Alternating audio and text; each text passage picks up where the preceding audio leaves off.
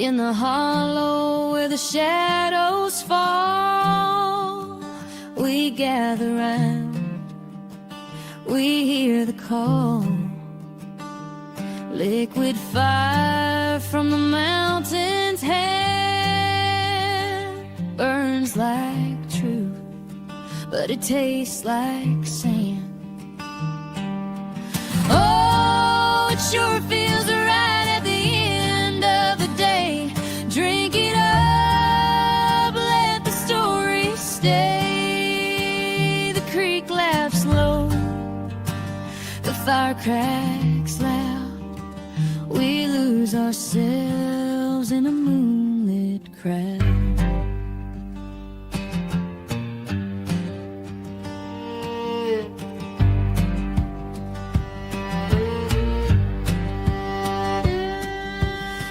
So thick it hums and sings,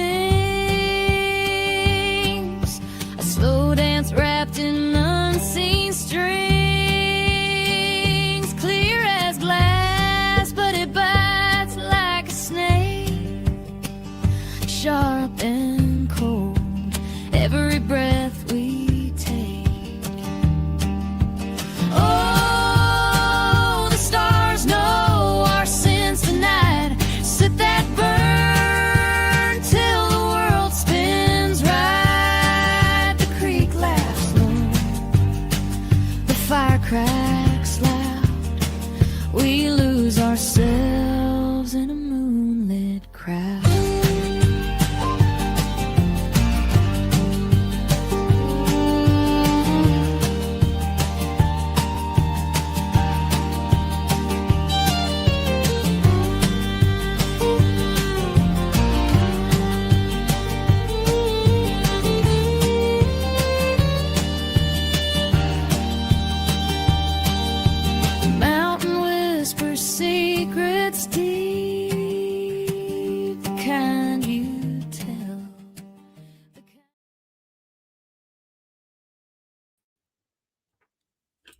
Well, good evening, good evening. Thank you for joining us. Welcome. I'm Jodie, and this is the Defence Rests. If this is your first time here and you've just washed up upon our shores, then welcome, and click that lovely like button at the bottom. That'd be awesome. If it's your second time or any other more than once, suffer in the jocks. You've been warned and you know what you're in for. So welcome, everyone. And thank you, Salty, for joining us. Salty Sleuth's in the house, everyone. Who else have we got here on this, well, it's Thursday for you, isn't it? Thursday evening. It is way too early for me to be up here. I don't normally do AM, but I am. That's how dedicated I am. So, who have we got? Hello, Miss Tricia. Love your guts. Hello, Missy. How you doing? Thank you for joining us. Who else? We got some newbies. Oh, AT Pause. How you doing, sweetheart?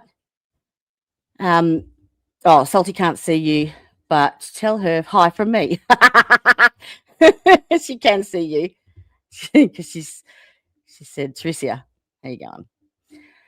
Are you on?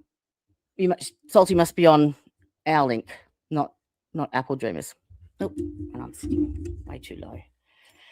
So I apologise for being late. Brandy was going to join me this morning, but she's had a bit of a family crisis, so she may pop in a bit later, but we will play that by ear. Never mind. So, appropriate hat today. Yeah? The colossal amount of fuckery is afoot. If you haven't been watching or listening in the news lately, everything that we've been discussing over the last 6 weeks or so, and the things that we've been discovering, well, they went in our heads. They've all pretty much come true.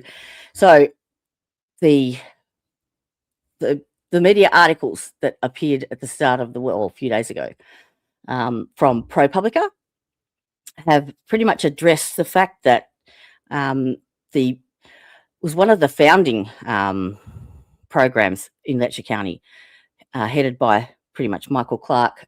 I think it was Judge Mullins's baby, really. They created the ARC, which is the Appalachian Rehabilitation Clinic, and Michael Clark was employed there and was almost a front man for it as an outreach pastor. Now, let me give you a bit of, if you don't know who Michael Clark is by chance, well, let me tell you. So, let me go back to where that was. One too many. The one that says biography, Jody, that's that's it. Good. You can go up there. Okay, so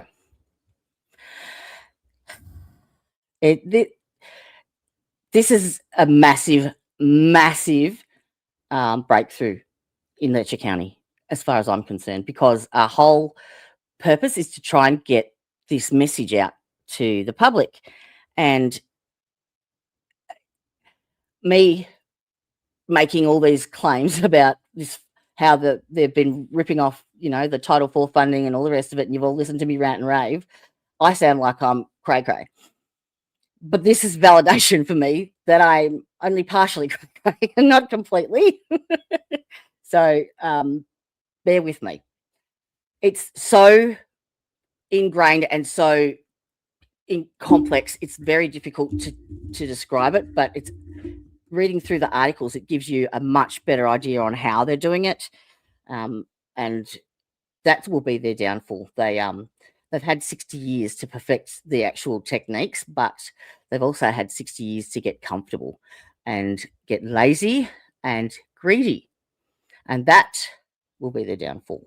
So Michael Clark's history. So if you remember, he was the last person in the car with Mickey prior to the shooting of Judge Mullins, and he went with him on the food delivery up to the bush, which we discussed on our last stream. If you haven't seen it, it's in the playlist. Check it out, because it gives you a bit more of a background on and exactly details what was going through Mickey's head in the lead up to the shooting. So Michael was the pastor there. So he was actually born and raised in Harlan County, and his father was a coal operator and his mum was a nurse. So it wasn't, it was an average home. They weren't, multimillionaires, and they weren't that poor either. But he went to the University of Kentucky and completed his degree before he got an OxyContin addiction. And by 2003, he sort of spiraled pretty much right into a full-blown substance disorder. So he was then convicted and charged and served 5 years for felony drug traffic offences. And then whilst he was in the prison, because he reoffended and then did another 3 years, I think it was, in 2016. Yes, it was. He became known as like the gladiator for drugs, because he was the go-to man. So whilst in there, in the December of 2016, he committed himself to the faith and began his transformation. Funny how that happens. Yeah, he claims to be, at the time of this report, 9 years sober, but he was the outreach guidance pastor at ARC and worked very closely with Mullins on it and everyone else. And that program exploded, basically, particularly over the COVID years. Now, let me give you a bit of a history on ARC so that we know what we're talking about. Where did you go? Nope.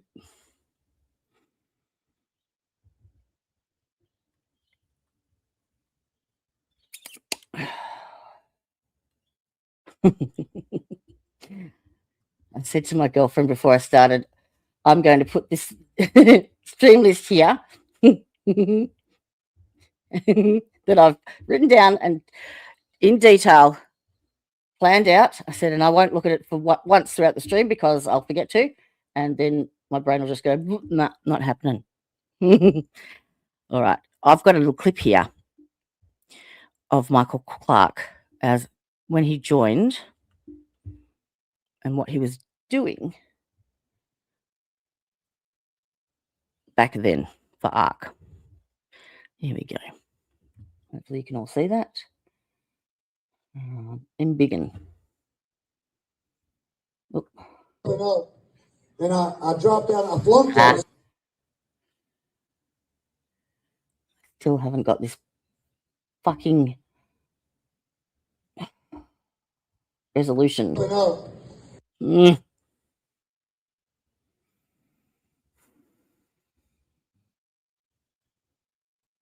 Right, now you can see him. So this is Michael Clark addressing his congregation. Now, Michael Clark, once the shooting occurred, he disappeared into the nethers, like poof, gone. And he actually is running a mission in Hazard County, I think. Hazard or Harlan, starts with a H, one of them. So he was pretty much given a promotion. But there is no, like, for the last person to be in the car or to be with Mickey on his own prior to the shooting, I know there's statements and interviews and recordings, but they're all being withheld. We cannot get hold of any of them. I do have someone on the job, but I won't hold my breath. We'll see. Hopefully it'll be a bonus. And I dropped out. I flunked out of school. There wasn't no dropping out. I flunked out. So I said, I'll go back home, go in the coal mines, because my dad was a coal miner. My brothers are coal miners. My papa, I was just going to go back and go in the coal mines. And I thought changing those scenes, and, I thought if I could get out of Lexington and all that, I could go back and be okay. But, I went back and it looked like The Walking Dead by the time I got home. Now, I remembered about the connections I'd made so I could go up there, get these pills, come back home, sell them. And like I said, I had... Now, remember that? Connections he's made. Because I have an avid believer that he absolutely contributed to at least some of the production or possession of all these narcotics during the opioid crisis. I know he makes me want to... that I was going to retire soon and I was going to quit. Well, I live in a town with 2 stoplights. So it didn't take long for the police to... Salty, email me, love. ...know what I was doing. And when the driveway looks like Burger King, they wasn't going to let me have it my way. So I picked up my first felony for trafficking narcotics at 23-year-old. That's aspiring. You know how it is when you first get your first one, it's in probation. Second one, drug court. That continued until I got just enough rope to hang myself. At 25-year-old on my 3rd felony, I got sentenced to 7 years in prison. I got sent to the Rotary Farm. I get down there, still in denial, thinking the police was bad. They were against me. I was set up. I didn't have a problem. All in denial. Denial is not a river. That right? I'm not talking about the now. I'm talking about denial. See, and I was in denial. I thought I could quit when I wanted. I could stop when I needed to. All these things. And then my children's mother got pregnant, and I was going to be a father. And any of y'all parents out there, it's in recovery. So this when I become a dad, I said I'm going to quit for my children. Generation, aren't they lucky? That was a lucky? lie. I was in Bell County in Pathfort, Kentucky, shooting up heroin in a trailer with no floor or running water. I didn't get to see my daughter be born. So I get locked back up. This cycle continues in and out, 31 arrests, 7 convictions for felonies. About 5 years later, my son comes along. Now, as a man, I always wanted a son. I wanted to take him fishing. I wanted to teach him to play baseball. I wanted to give him all these things. I said, I'm quitting. My son's coming. I'm quitting. And when my son was born, I was in the Harlan camping up. Right. So I just give you a bit of an idea on how he got to where he is and how he started and where he comes from. So now we've been doing a bit of a deep dive into the Letcher County Jail and what happened behind the scenes in Ben Fields and Mickey Steins, and also trying to follow the money, because that's where the bottom line is basically money. So in doing so, we discovered that there were 8 programs being offered at the Letcher County Jail, like rehabilitative, that's a word, is now, programs on their website that they state are being offered at the county. Now, the programs that they have listed on their website, you need a level 4 qualification to be able to provide to and teach, of which they do not have anyone that is qualified. They're not even a level 4 funded facility. And that took us down another rabbit hole. And then we end up finding, I was actually going to do a complaint or not a complaint, or report fraud to the DOJ at the time. But in the form I was filling out, it asked me to list what federally funded grant item number was. So then I went down another rabbit hole and discovered a picture of Mickey Steins, Judge Mullins, Judge Kraft, Brett and Bert Sloan, one of the CEOs of something. I can't remember his Matt Haggard. Anyway, and there was one other. Anyway, it was like the top knobs, and they were standing in front of a sign that had the sign of the funding in front of it.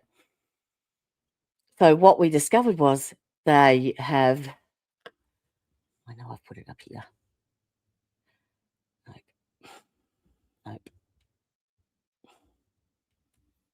Nope. All right, here it is. So it was a program called the Second Chance. Where is it? Second Chance Adult Reentry Program, and then they changed the name to Southeast Kentucky Reentry Program, and that was on the sign behind these hobnobs. And they offer, that grant specifically offers like cognitive behavioural therapy, seeking safety, trauma treatments, life skills, relapse preventions, parenting classes, anger management, and the rest. Okay, but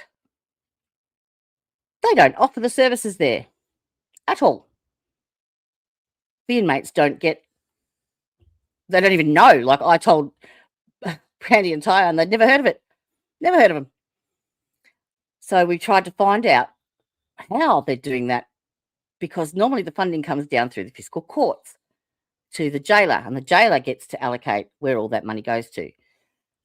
And in doing so, we discovered that they actually applied for the funding through Mountain Comprehensive Healthcare, who do have level 4 staff to cover that criteria for that grant. So basically, they are receiving, well, this is what I had worked out or deduced, they are receiving the Title IV funding for these programs and not offering the services. So there is no outlay and no costs. So it's 100% profit. Okay, so that was where we started. And now the mainstream media have actually picked up on it. And I will go through that article with you now, because it explains it way better than me, especially this time of the day when it's still sleep o'clock. Oh, well, that was set for 2 people. We really need a bit more. Here we go. Share screen. So this one came out. There is actually, the dates on a couple of them are back from January, but no one really picked up on them back then. So this is the Louisa laser, and they have teamed up with ProPublica. Okay, So this was written, this was done on April the 10th this year. Okay, all right. So it's been republished by ProPublica. They've copied it. So drink. Hey, Christine, how are you, darling? Welcome. Yes, yes, yes. The old gag reflex is definitely present when helps if I add it to the stage, doesn't it? I wonder if I can get. Let me see if I can do something. Let me just. Let me see.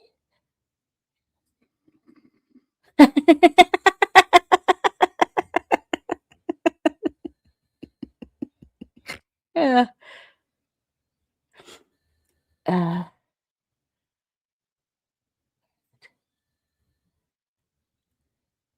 No, I can't. Bugger. I'm going to have to read it. Okay. Renault Shirley. I'm not liking this layout. Not one bit. That's better. Okay. Now you can read it. So, Renault Shirley. Renault, them. Someone Shirley remembers the first time that he was asked to falsify billing reports for Kentucky's largest drug rehab centre. He had just returned from a church service, where the company's founder and owner, a charismatic Christian from Eastern Kentucky, preached about the value of getting sober to hundreds of clients and staff at the addiction recovery care. ARC. Shirley, who's 58, led the recovery group discussions at ARC and said one of his supervisors told him to submit an invoice for the day's cancelled treatment sessions. With it, Shirley said he was told to fabricate the details of a group discussion, including quotations from clients, as if they had attended a meeting. Now, I'll explain that. As part of the criteria for approval for funding, federal full funding, or Title 4 federal funding, you need to be able to show how it's going, like how you've got to report back basically and say it's been successful. Have we had any failures? What's the go? You need to provide that feedback to them to keep the grant money coming. This is why they're falsifying this information. And it is actually the previous staff from ARC itself that are making these claims that are reporting into the media. And I will say too, it's become, it's been brought to my attention that there are a number, at least in double digits, of people who were prior or employees of ARC that are no longer with us, that all apparently found the need to unalive themselves, allegedly. And I will also say that in this last week, at least 3 people from Brandy and Tyre's circle also found that need. So you can connect the dots. That will be delved into further, and we will let you know what the actual statistics are. And anyway, next.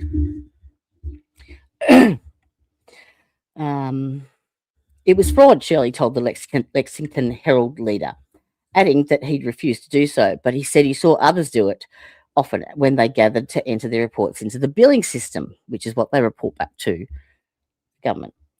Shirley and ARC were part of a new economy, a boom fueled by misery and addiction and easy money from government officials, desperate to curtail the opioid crisis.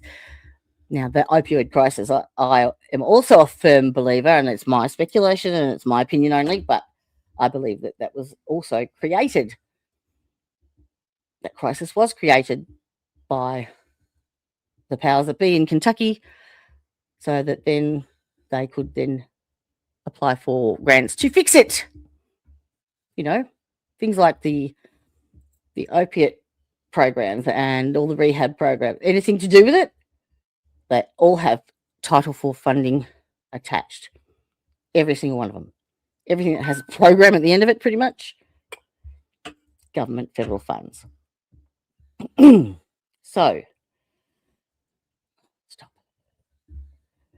ARC reigned above all of them, providing more than 2/3 of all treatment beds in Kentucky. Now, you've got to remember, to get into the ARC program, you normally get referred, or it's part of your parole conditions. And guess who did that? Guess who fed them? Judge Mullins, Jimmy Kraft. I would lay money that any parole conditions between 2018 and the 24th of September 2024 had that condition that you need to do this program if it was drug related. Actually, no, probably most of them. Because that's how they do it. That's how they funnel them through. That's how they get their numbers up. Then they do the rehab program. They cause them to fail. And then they go back through the system. Because every time is an additional funding. And the funding that they would get for a rehabilitation program, it's not ongoing. You know, there would be a cutoff.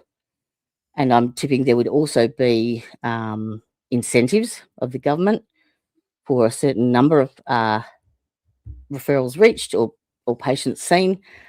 So yeah, it's all incentive driven, which is not particularly the optimum conditions to achieve success. And there isn't, if you Google the success rates on these programs, there's nothing at all. Okay, so they reigned above all, had 2/3 of the treatment beds in Kentucky at its peak in 2024. So between 2019 and 2024, ARC had billed the state $1.7 billion. $1.7 billion. Of which it was paid more than $377 million in state Medicaid money for addiction treatment services.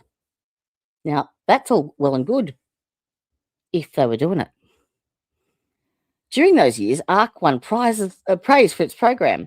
The US Department of Health and Human Services called them the models, basically, and Newsweek named the company one of the best addiction treatment providers in the country.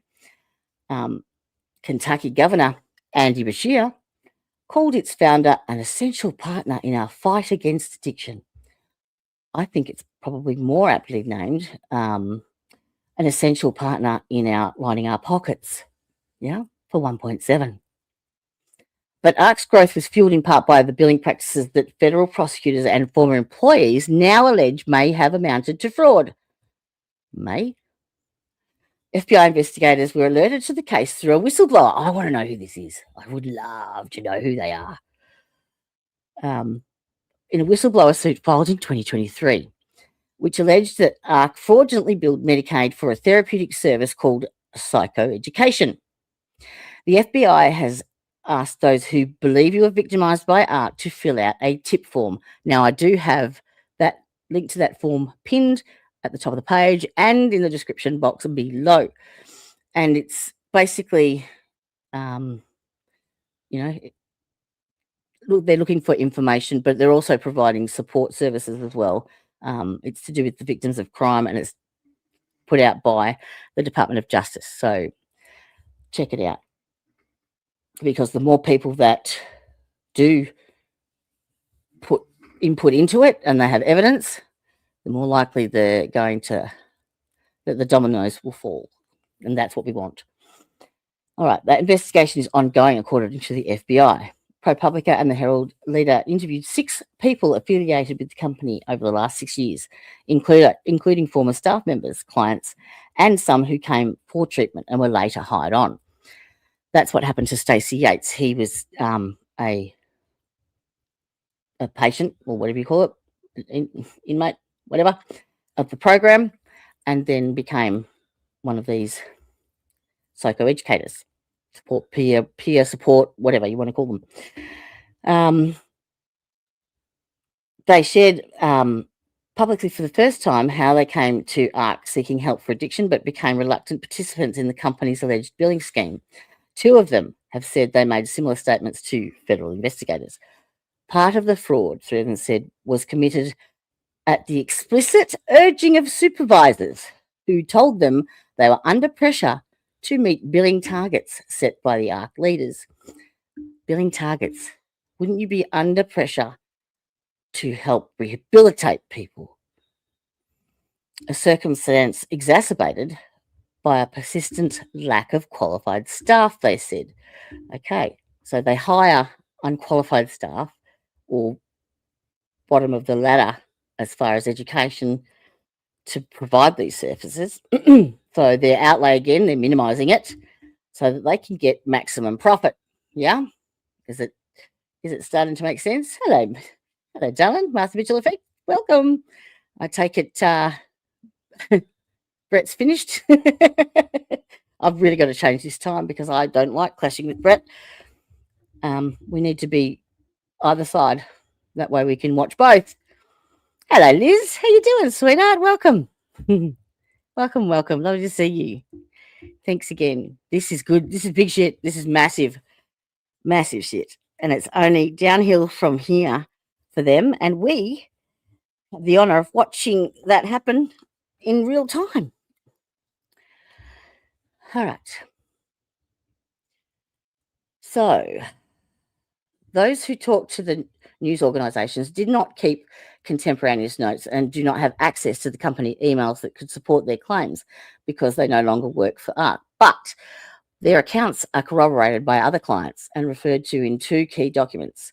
The first was a draft settlement agreement between ARC and the state of Kentucky and the Department of Justice, filed by lawyers suing ARC in January as evidence in an unrelated civil suit. Let's have a look, shall we? I never actually looked at this. Okay, so these are filings. Let me share this instead. Settlement agreement. Settlement agreement is entered into among the United States of America acting through the US Department of Justice and on behalf of the Office of the Inspector General of the Department of Health and Human Services. That's a massive mouthful. Well, yeah, okay, all these people. The Addiction Recovery Centre, or ARC, is a Kentucky limited liability company. Now, that's an LLC company. And I mention this because in talking to Lee the other day from Devil's Advocates, he was talking about becoming an LLC or creating an LLC company in Kentucky, because that is one of the ways that you can get around the residence rule and get hold of documents. Because if you have an LLC licensed business in Kentucky, you just need a PO box and then you meet their criteria to obtain the documents. And he was telling me how easy it was. It was like $40, bang, done, sorted. So, having said that, now, ARC being a Kentucky LLC company, they had not just one LLC company, they had multiple. And each one of those has the ability to claim the same funding. So this is where they get greedy. Instead of just being content with one, they open multiple business accounts, shell companies, and claim them from there. That's their greed. And that will be the downfall. Hey, Jenny G, how you going, sweetheart? Welcome. Thank you for joining us.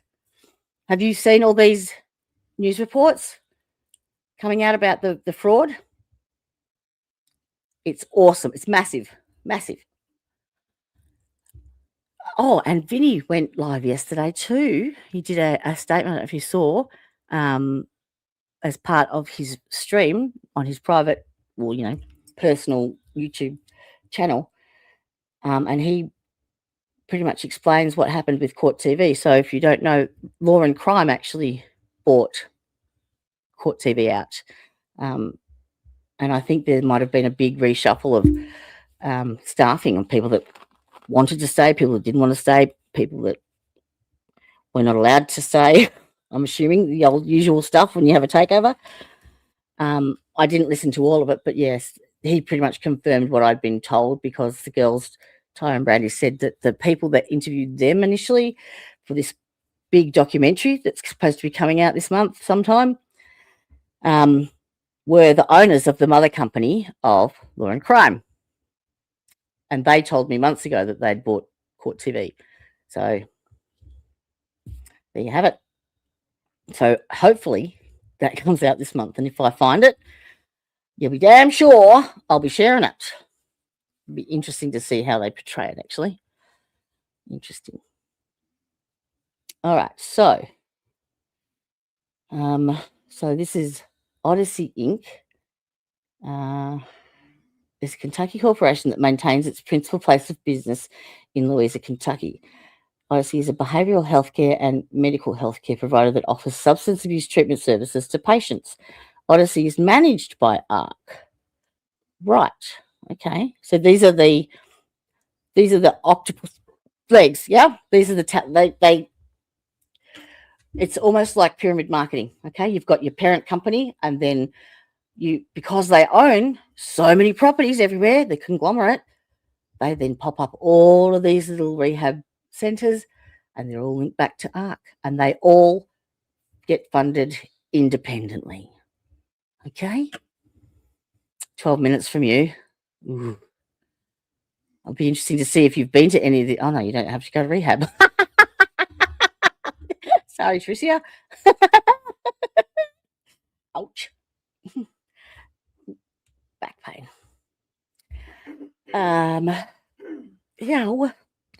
Pioneer Health Group, a subsidiary of ARC, is a Kentucky LLC company, maintains its principal place of business in Louisa as well.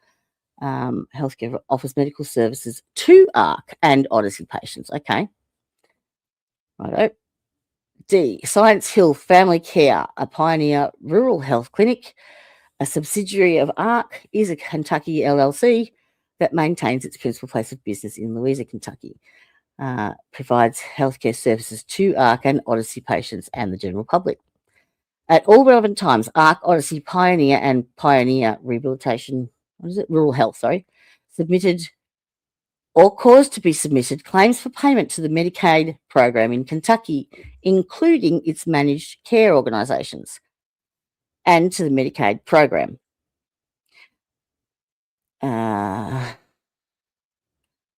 Pioneer, they are hereafter referred to as the ARC entities. April 25th, 2023, so 3 years ago now.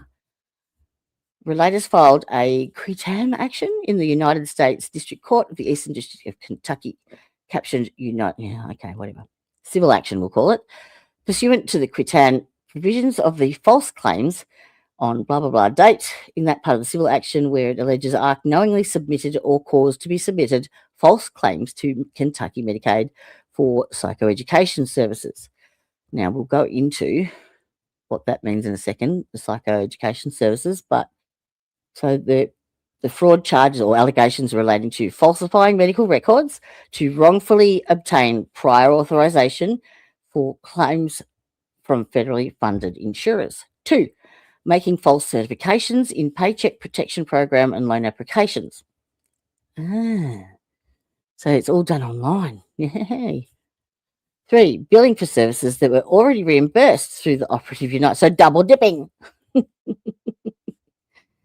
So they've claimed the Medicaid funding, and then they're claiming the treatment service by the people doing the psychoeducation.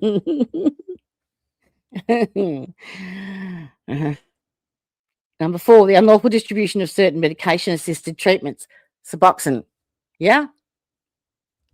Who runs those? How many options do you have? Where can you go and get them? How many places? Really? What do you say? Hundreds? No? You have any options in where you purchase that said medication or have that said treatment? March 24, ARC self-disclosed improper payments arising from the covered conduct described in paragraph H1. H1. Falsifying medical records. Okay. Which included reimbursements for claims submitted by ARC. Or claims ARC caused to be... Oh. Okay.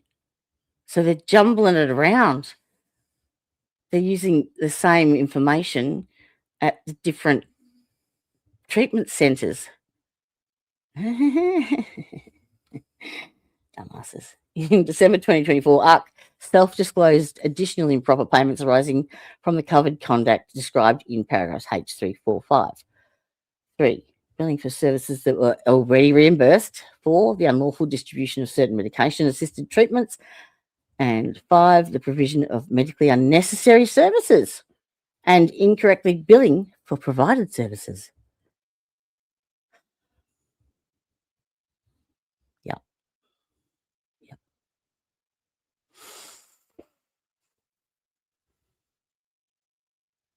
This isn't even the worst of it yet. Just hold tight because there is so much more coming. So we pretty much, this is the initial settlement put out back then. So Pioneer submitted claims to Kentucky Medicaid with dates of services. This is all pretty much COVID. For care management services for behavioural health conditions using that Medicaid code of 99484. The United States and the Commonwealth of Kentucky alleged that the care management services were false because the services performed did not meet the coverage requirements, in that the services were billed by providers who did not possess the necessary credentials. All right, so they're basically providing what they call a service that's supposed to be provided by someone with qualifications, be it a psychotherapist, a psychiatrist, whoever. But they would hire all of these people to be support people and called it psychoeducation. And the definition of that is pretty much, any discussion to have with someone about rehabilitation or addiction. It was very broad, and that's how they got around it. But they wouldn't offer the backup services that go along with that. So you couldn't get any treatment further than a discussion about opiate addiction or rehabilitation. Yeah? Is it clicking yet? Okay, so we go back to this one. So that was the draft settlement we just went through there. Need another sip. I can keep talking. All right, let me check the comments while I'm here. Hello, Martha Mitchell. There is an abandoned movie theatre that connects to attorney Kevin Bryant office in Crossville, Tennessee. It has 20 or more attorneys in there with no pictures on their profile or anyway. Yeah. Yep. It sounds familiar. Hey, Jenny G, does anyone here have the new gift option instead of super stickers? Gift option, what's that? I don't know what that is. I only just heard about Hyper and I don't even know how to do that. Jenny, you're talking about the sunshine thingy? What? Please explain. Theresa, I'm not sure. It's like you buy jewels and then can send a gift to the creator through the jewels. Oh, I like jewels. Jewels I'm into. It seems to be in place of my super sticker option. Oh, let me have a look. Let me have a look in the back end, because everything happens in the back end of YouTube. I'm just saying. What's that? Start a Q&A, start a poll, members only live stream. What's this one? Super stickers, super chats.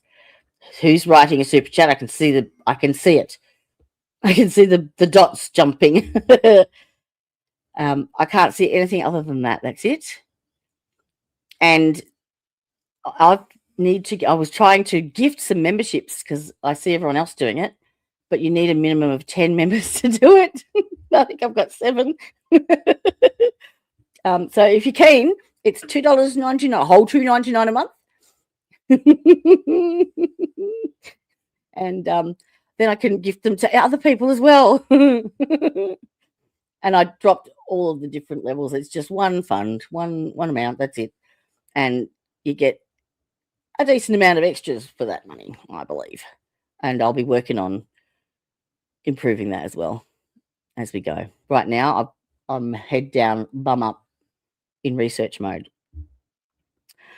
But yeah, if you've got any info, send it through because I would like to know about that too. Who else have we got? Tricia, I saw it used, but I don't have that option. Okay. I think it's, again, one of those things that the creator needs to have a certain level of either subscribers or members to offer, I'm assuming. James Nathan Hargis was before arrested. I don't know who that is, Dale, in a call centre where they hacked the whole town. Duplicate for FBI, Social Security Office, and many more. Yeah, you're never really getting the real.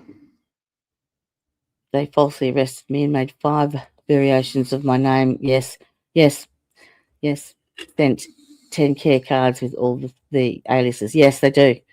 They do. And that's one of the things that's really, really scary. And you know, something that I've been hearing about in Letcher County for a long time now. And then I have people reach out to me and it's like deja vu. They are saying the exact same thing, just swapping out the names in counties around Perry, Pike, Harlan, Hazard, and now Tennessee, where Martha is. It's everywhere. And I think once this fraud is exposed, you will actually see how far spread that cancer went. Because if they're seen doing it and they've got away with it for so long, let's do it. Let's go. How would they know? Let me tell you, Judge Mullins didn't just serve the bench of Letcher County. He moonlighted at a couple of places, just for a couple of days a month, sorry. And then he had the old, Chinese whispers. Get around, don't you worry. So if you don't think that the jailer knew anything about what was going on with Ben Fields or Judge Mullins, sorry. Yeah, you need to take your blinkers off, unplug your ears, and yeah.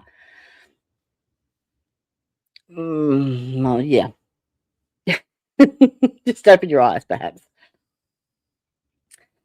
So the suit, which is pending, alleges that ARC failed to repay at least $8 million it borrowed from 2 loan companies to pay the DOJ settlement. Oh, so they're reneging on their settlement payments from being charged with fraud. Who'd have thought? They're good for it. Come on. It's just like a vicious circle, go round and round. Oh, and none of these funds went through the fiscal court. They bypassed it. ARC failed to pay the company. The draft DOJ settlement document alleges that ARC knowingly falsified some medical records between 2018-24 in order to collect the $16 million for group meetings, like Shirley described. It allegedly collected millions more by using low-level staff to bill the state for services that, under the law, must be delivered by a doctor or licensed therapist. The second document was a 2025 investigative report by the Kentucky Cabinet for Health and Family Services that has yet to be released, but obtained by ProPublica and the Herald Leader. That report said state investigators found that ARC had violated so many regulatory standards, lack of staff chief among them, that the conditions posed an immediate danger to client health, safety, and welfare. Now, what does that tell you? That right there, okay? Those dates, particularly 2025. I would hazard a guess that anyone receiving treatments from ARC or Odyssey or Pioneer in those times is possibly entitled to compensation. because it's been identified that the conditions posed an immediate danger to client health, safety, and welfare. Just saying, just putting it out there, okay? If that door's open, it doesn't close. If they plead guilty to this, because what they do, they don't take things to trial, so they keep all of their little secrets hidden and they don't get exposed through the trial process. But they also think that covers them. You know, it's not just what you say, it's what you don't say too. Indifference is not a defense. Ignorance is not a defense, not when you're in a position of power. Or any position, really. So yes, if this action goes through, this motion goes through, I'll be the first person to be getting hold of the victims' compensation, victims of crime and compensation. The link's in the box at the top of the chat. It's in the description box. All right. So, in response to questions for this story, ARC said it voluntarily disclosed billing areas to state and federal authorities after the company hired an outside agency to order its billing practices. Now, I read that as ARC employed a company to clean up their books for the audits by the feds. Yeah? The draft settlement with the Department of Justice, the company said, was not supposed to be made public. Oh, bugger. See? Sprung.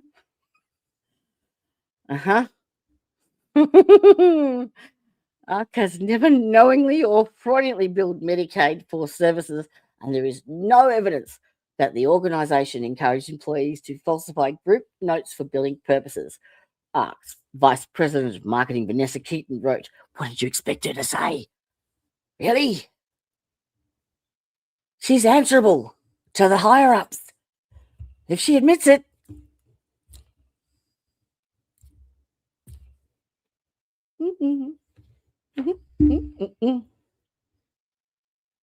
And that's where the hand goes out. Keep your mouth shut. Here's your cut. Someone should put that on my hat. I'm going to write that down. Keep your mouth shut. Here's your cut. Pretty much. Okay.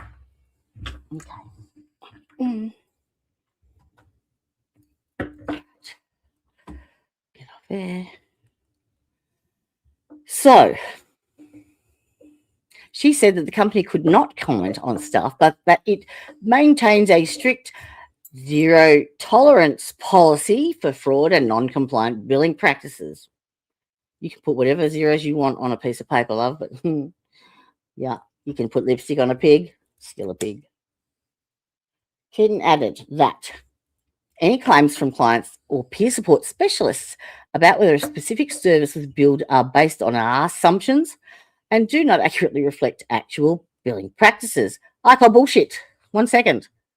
Ready? Here we go. 3, 2. Bullshit. Bullshit. Correct. What she said. Nearly all of the people interviewed for this story credit ARC with playing a key role in their sobriety, but most also said they felt betrayed by an organisation that publicly touted a Christian message, which is where Michael Clark comes in, and a commitment to helping others while internally prioritising money over the well-being of their clients and staff. And that right there, people, is their mantra, okay, for the last 60 years. Right there. And that is beyond disgraceful, beyond anything. You cannot put enough zeros at the end of a number that will ever make that better. But each one of those zeros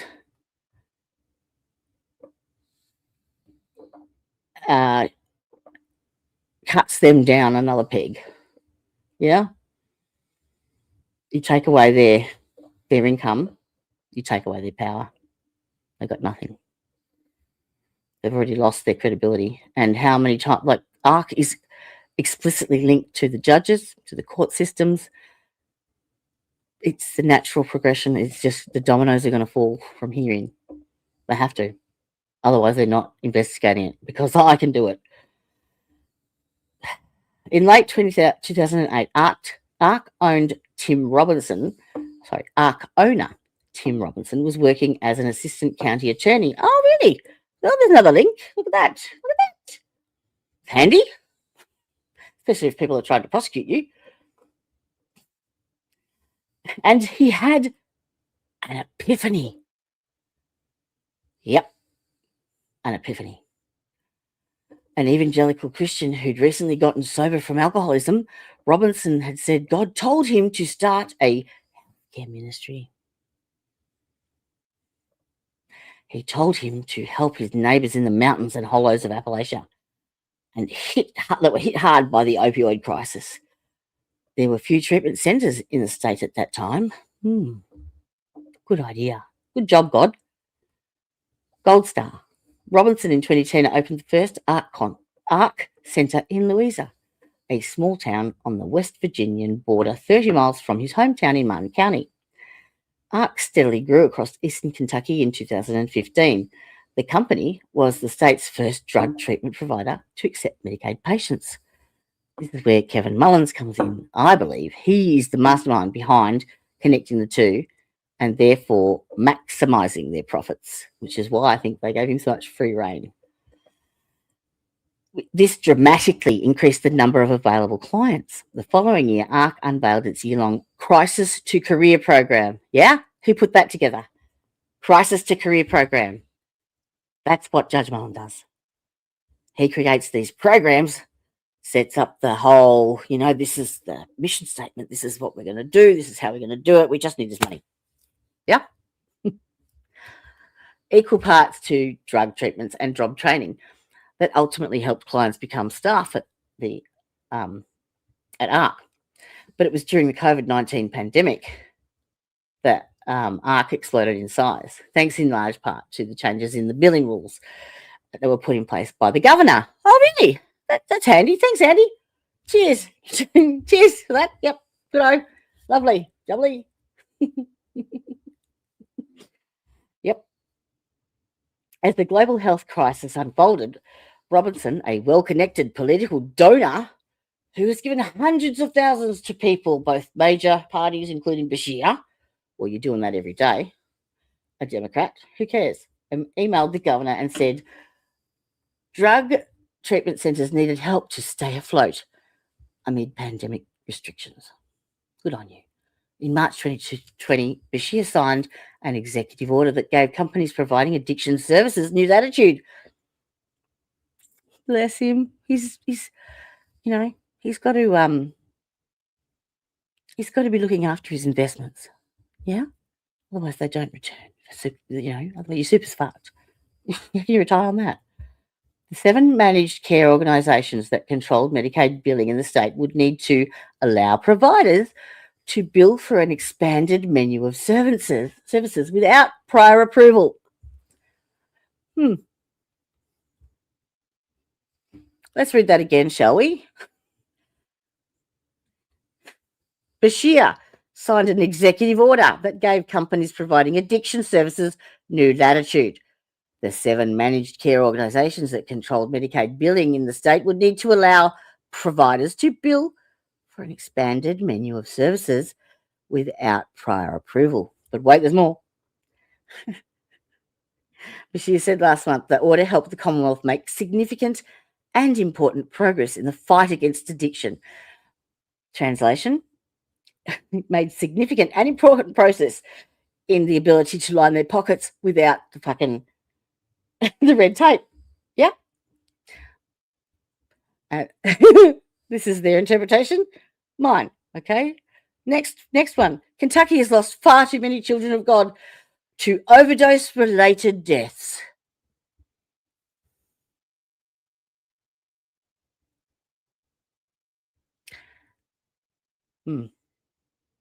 Now, if that isn't a kick in the teeth to Jennifer Hall, to Lexi Bentley, to Trina Sandlin, and to anyone else. And there are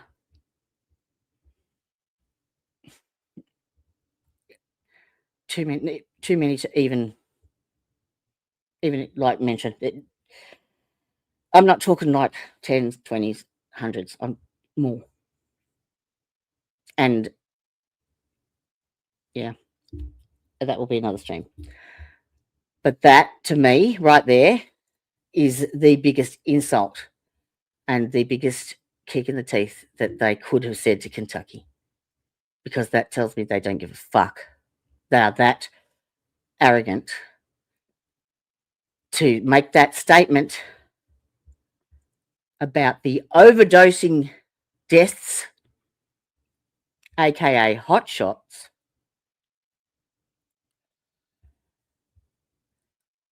Yeah.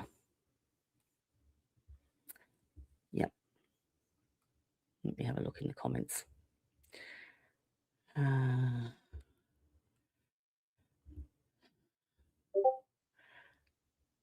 Teresa, there is a sunshine one. Jenny, I saw it used today in another chat. Thanks, Jenny. See that sparkles I just sent? What? Did I miss something? Sparkles? That's the gifted thing. What the hell are we talking about?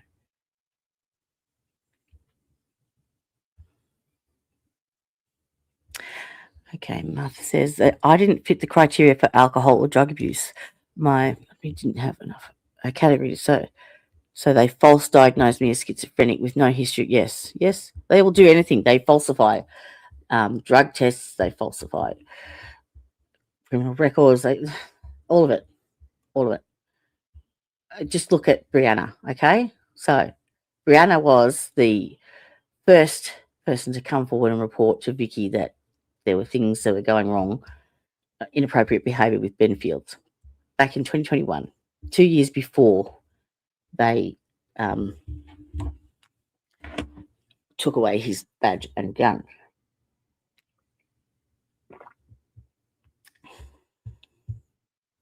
And Brianna was in prison there because she had been charged with possession of meth. She wasn't charged with dealing or trafficking because it was one big Ziploc bag. It wasn't lots of little Ziploc baggies, yeah? But the Ziploc baggie that it was in, the big one, was Epsom salts. But guess what? They never tested it. Why would you test it when you know it's going to come back as something else, and then you don't have the ability to lay charges if they don't test it? All they have to do is convince the person with the charges that they have, or that they've got all this information against them, and the best thing that they can do is take this deal, and they're full of shit. It is not illegal for a police officer to lie to you. It is not. It is well known. So my advice to anybody being charged with anything, do not take a deal. Take it to trial, because then they have to produce it in front of a jury. And they won't, because they ain't got none. And even if they were trying to falsify that information, going back and trying to make something fit a square peg on a round hole is not easy. And you can't create a paper trail. You can't create, transactions, phone calls. Do you know what I mean? Backdate. You can't. So take it to trial. Never, ever take a deal. Ever, ever, ever. Unless you're guilty. And it works to your favour. But if you're innocent, no way. I would never. That's why we're seeing so many cases go to trial. And if you have been an inmate at any jail, but particularly at County, how many people that are actually in there with you have gone to trial and been found guilty beyond all reasonable doubt. But you can count them on one hand. But yeah, just my opinion, and I'm allowed to have it. So once they graduated from ARC's program, many transitioned onto staff and providing services that they could bill to Medicaid.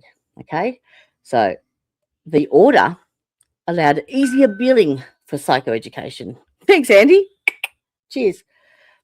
A session during which a clinical talks to a patient about their diagnosis and treatment. The broadly defined service, which is at the time could be billed for multiple times a week per client, is usually provided as part of a clinical therapy session. So it's part of the program where you have the basic, you have your tiers from your bottom tier where it's just the discussion and chat, and then you go up to delving into it further, and then treatment options with the professionals. And hopefully by the end of that, you are then equipped with the skills to be rehabilitated back into society and to learn to cope with your addiction. That's the whole point, isn't it?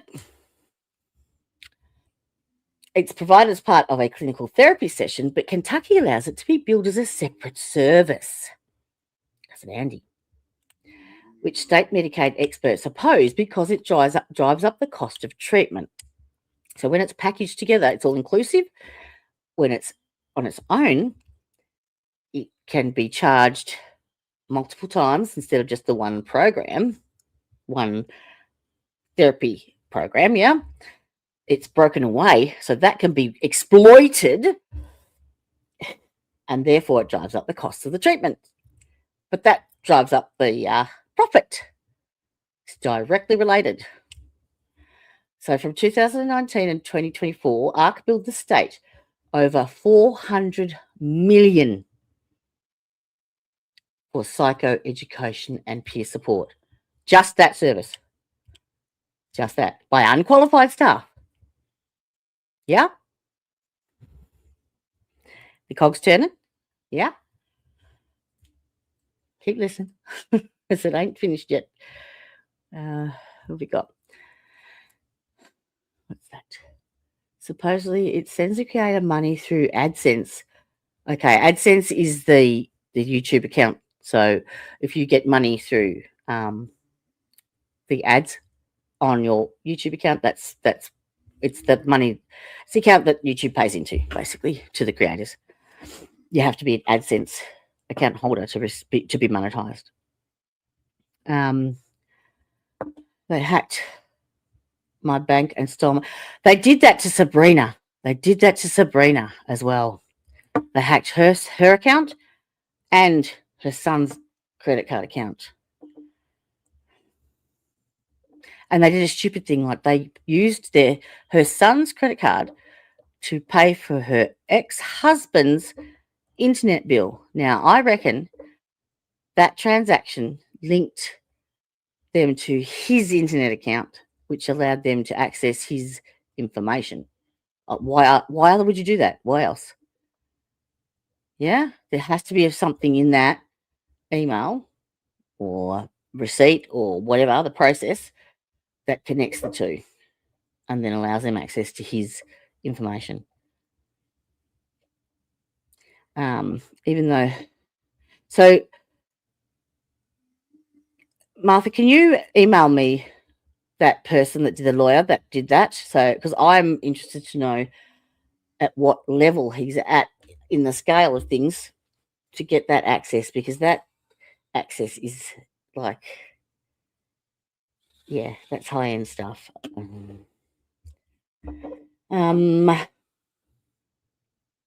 All right, so this earned the company more than 125 million profits.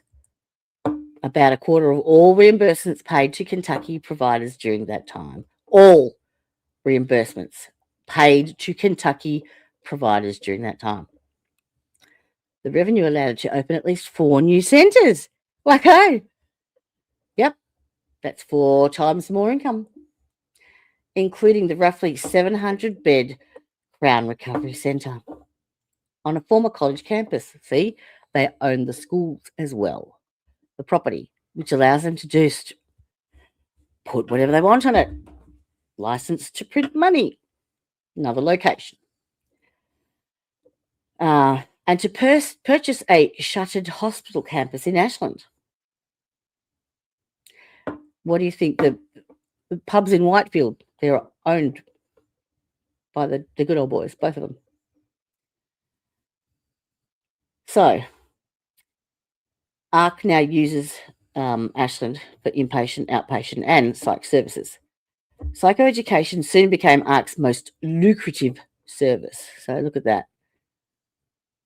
So these are what used to be known as peer support services, and this is the psychoeducation. So it started at what? 10 million there, all the way up. Yeah, 100 at least. The spiking billing caught the attention of the companies that oversee Medicaid spending. Whoops, the auditors found you. Whoopsie. That's greed. That's what gotcha. Liz Stearman, Director of Behavioural Health for Humana and other Medicaid experts, repeatedly warned Kentucky officials. Really? Repeatedly warned Kentucky officials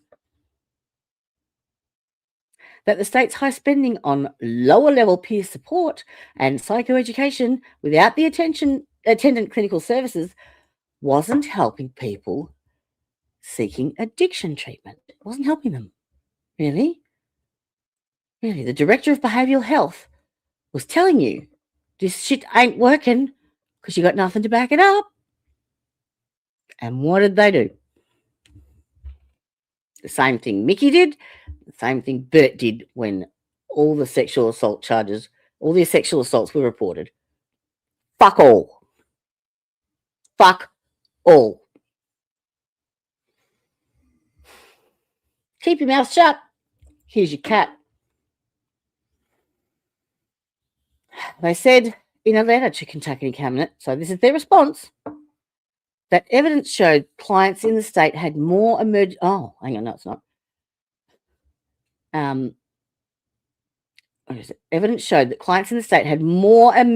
department visits and more admissions and readmissions to hospitals and residential drug treatment facilities. Now, think about that for a second.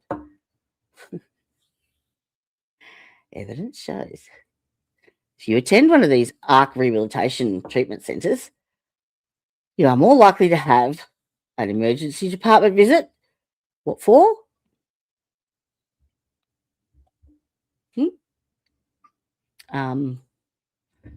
What do you call it? Getting back on drugs, brain fart. But also the admissions and readmissions to hospitals and residential drug treatment facilities. That's the point. They don't want you to succeed. They want you to fail and go back again, because then they get to do it all over again. Yeah. More admissions and readmissions to hospitals and residential drug treatment facilities that you have been mandated by the court to go to as part of your parole or whatever. You must go. Do not pass go. Do not collect $200. You must go, or you fail and then you go back again. Or you go and you pass and then you fail and you go back again. However they decide to do it. But they do it. Without a doubt. Dearman reminded lawmakers that Kentucky was one of the few states that allowed the service to be billed separately. Psychoeducation does not have any national standards of clinical criteria that exist in India. So they're not reportable to anyone. They don't have, if you're one of these people, this is your job description and this is what you must be qualified to. This is your experience level needed. Nothing. Not answerable. The perfect storm. Yeah? Perfect. This is when I say to you, they have finally tuned everything to work in their favour. They are insulated by one another, by them. The businesses around them, the insurances around them, the supports around them, the layers. So let's put it this way. If you could make money, like they decide they want to make money off putting a new tyre on a car, Yeah. So they then would own the mechanics shop. They would own the tyre service, the tyre production, the tyre sales teams, tyre sales. They would put on unqualified staff to put tyres on, and then they would make some, okay, you get 50% off your tyres if you go to this place. And then the insurance companies that company works under is owned by them. And then the lawn mowing services, I shit you not, that's the extent of control and the level of control and the level of income facility streams. Yeah, they're endless, especially if you have Andy Bashir making it way easier for you to do that and cutting out the red tape, and laws changing to make it that you can claim them as a separate treatment to maximize your profit margins, but without actually helping anybody.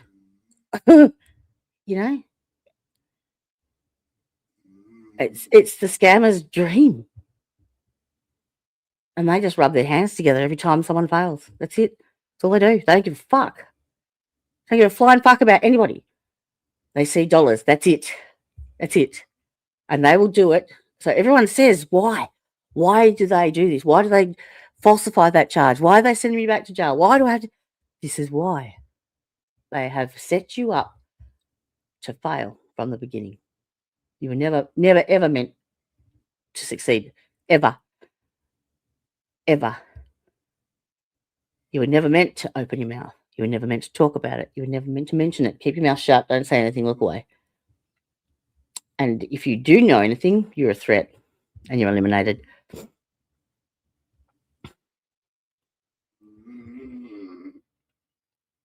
You ask yourself, if you're living in Kentucky now, how many people do you know that have died in suspicious circumstances, drug-related? Or self-unaliving when there was no issues or no history of depression or suicidal tendencies?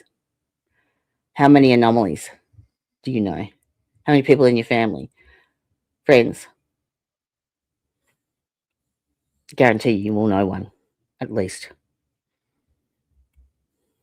There's not one person that has not been affected by any of this because they are so huge. They are everywhere. They've infiltrated everywhere. You just think how big MCHC is. That's just one.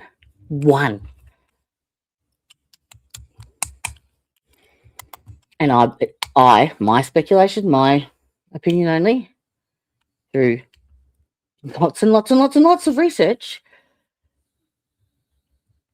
in my opinion, it's facilities like MCHC and these LLC companies, that's how they launder it. Yeah.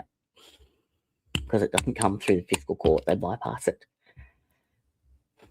And then if you go into MCHC on one side, can you imagine where that money pans out and where it comes out on the other side to track it? That's, with the size of that company, huge job to find. Huge. Stearman reminded lawmakers that Kentucky was one of the few states that allowed the service. Oh, I read that. Okay. It's a standalone service. Unfortunately, we're paying a higher amount of Medicaid dollars for less evidence-based services, she said. Bashir's 2020 order and permission from Kentucky Medicaid to bill psychoeducation as a separate service helped create a new revenue stream for providers. Yeah. We love you, Andy. We're going to vote for you again because you just made us rich. Mm-hmm.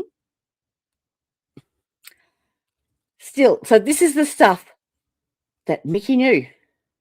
And this is the stuff that's going on in his head. He knows how big it is. He knows the risk he's under. It ain't just about a sex scandal. Nothing at all to do with that. It's about keeping your mouth shut so you don't expose this shit, because that's the moneymaker. They just allowed Kevin to do that because he was a sick fucker. And he was also, I believe, the one who discovered this fact and then capitalized on it and wrote the programs now to create the funding through the government. Yeah, so they're applying for grants that don't even exist. He's making them up, but he's making up a program that would be great if you could create this one. Yeah, I think he's the brains. He was the brains behind. Oh, no, he is, because I don't think he's dead.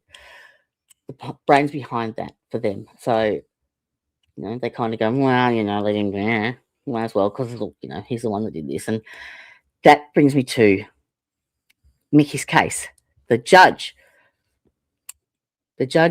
who didn't recuse himself, that knew Judge Mullins, was a part of a committee with him. Now, what do committees do?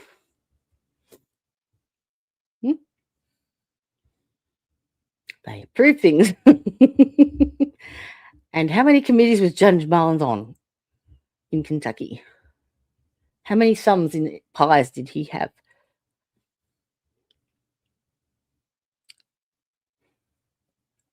What my first point of call would be to that committee. Can't remember the name of it, but I would go into there, because I think you have all the committee meetings online. They're all available. You can watch the whole thing play out on videos. I would be going into that committee and going way back, seeing how long they've both been on that committee together and what grants or federal funding they are applying for, because it'll be in there. They have to document it, but they'll all be legitimate. There'll be legitimate reasons for them, and they'll all be rehab focused. But when you look at the actual percentage of topics of discussion in that committee, and you read through the list of how many times that they all relate to some form of funding, it's not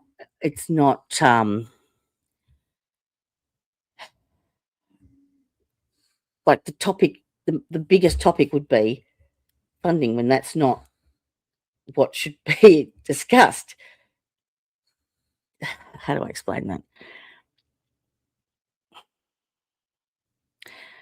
If you've got 5 topics that are the major topics to be addressed within a committee, and they all should be of equal standing, equal weight, equal strength, equal importance, yet one of them takes up 50% of it and the rest have to share that it's that disproportionate amount of time, hours, effort within those meetings that show you what they're doing. If that makes sense. It's very hard for me to explain it. Where are we? Mental health liaison with Sheriff Cassie Cox. Yeah, they lie about everything, Dylan. I am. I'm sorry. I am very tired. I'm getting there, though. So you took a plea deal as well. So they coerced you with reducing your charges from aggravated assault, which they would have made up anyway, to attempted harassment. So they're seen as doing you a good deed, yeah? When really you didn't do any of it? Yes, yeah? Because that's every single person that I've spoken to is the same outcome, just different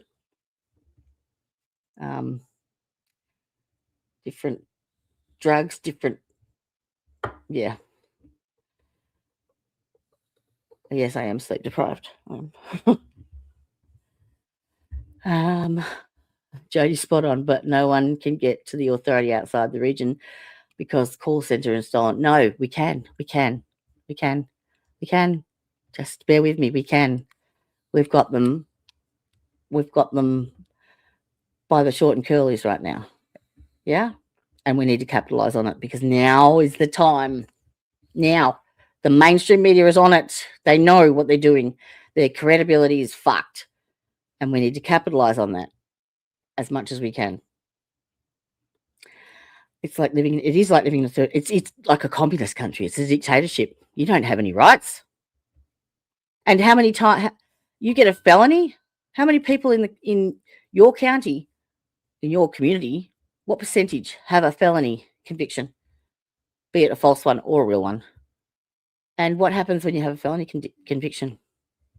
You can't vote. You can't bear arms. Yeah, it all works in their favour. Every single bit of it.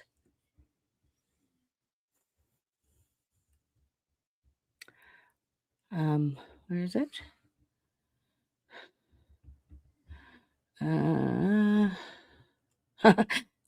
Martha Mitchell. Look at you.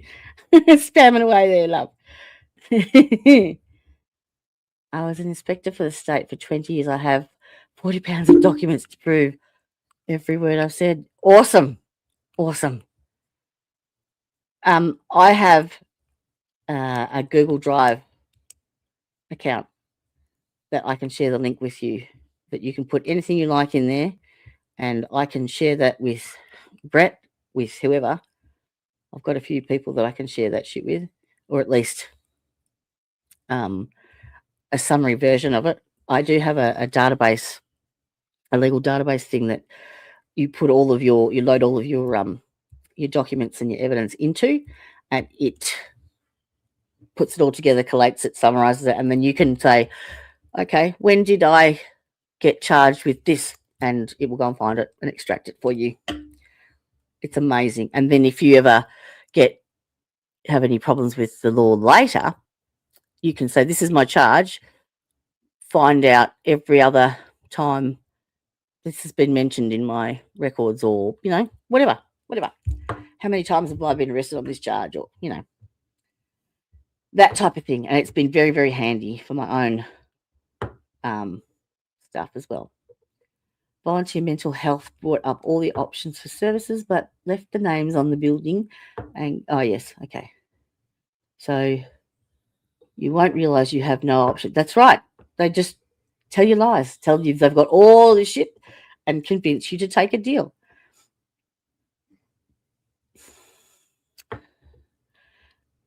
They killed your friend Peter. Yeah. Said suicide stole his estate. Yeah. Yep. They do. And in fact, this week, Brandy has lost 2 people that she was close to as well. And one of them was a listed or a suspected known holder of some of the sex tapes of Kevin Mullins. It's convenient, isn't it? Shit hits the fan, and the person that they think's got the evidence is suddenly overdosed. It's happening today, now, and it's going to keep happening if we don't stop them. It's as simple as that.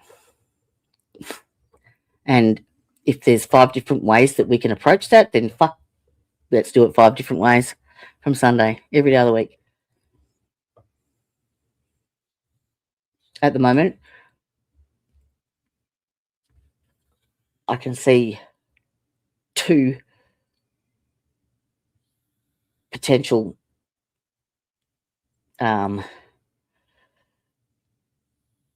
start the domino effect ways to go, ways to proceed. Because, as I said, that level of confidence, that level of arrogance that they will never be found out, that's over. That's over now. And we can prove it. And in the big scheme of things, how many people in your community have they fucked off? You outnumber them 10 to 1. Minimum.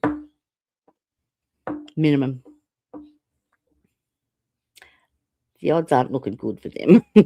Just saying. You know?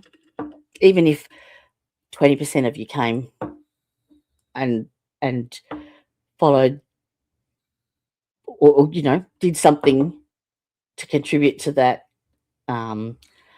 volume of charges, like, you know, just sheer, because I'm sure the same charge is probably valid for every single one of you. So whether they have one person claiming it or 5,000 people claiming it, it has more weight to it, and it forces their hand. It forces the Department of Justice and corrections to do something about it because of public outcry. Yeah.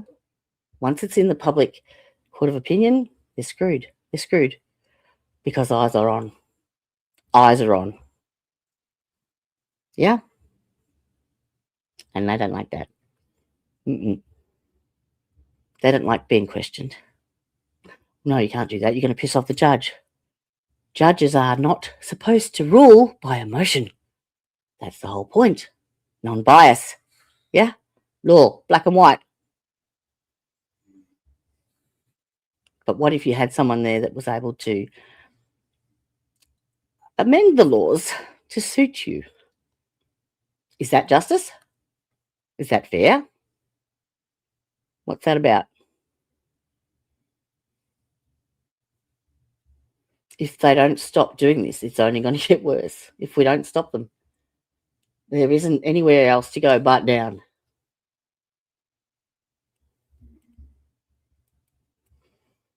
Enough is enough.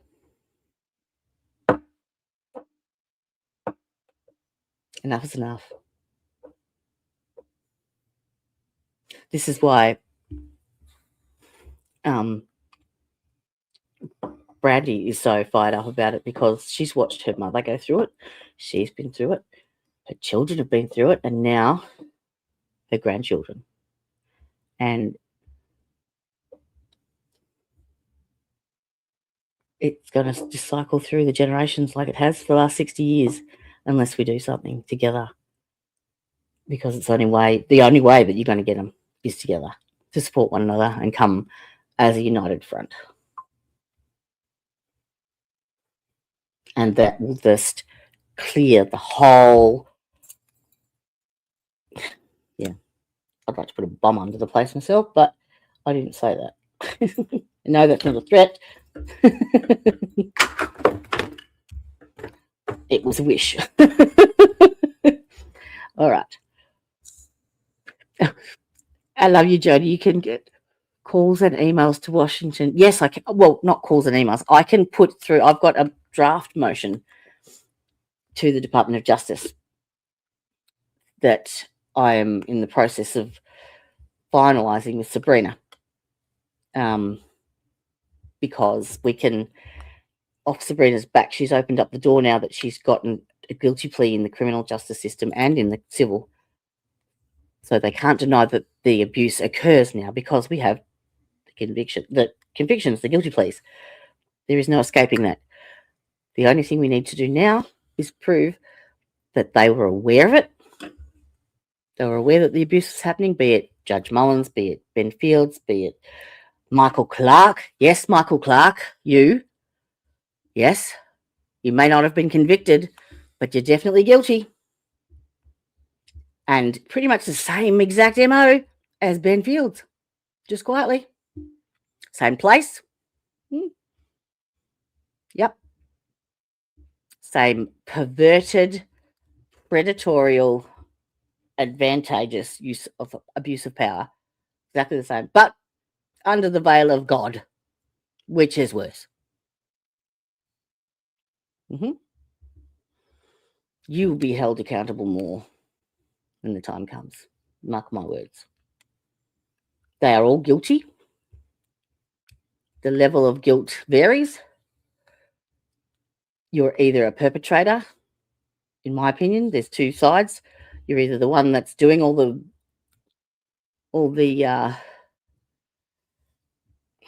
abuse, so to speak. So you're Kevin Mullins's, you're Michael Clark's, you're Ben Fields, or you're the receiver of incentives to turn the blind eye. Keep your mouth shut. Don't rock the boat.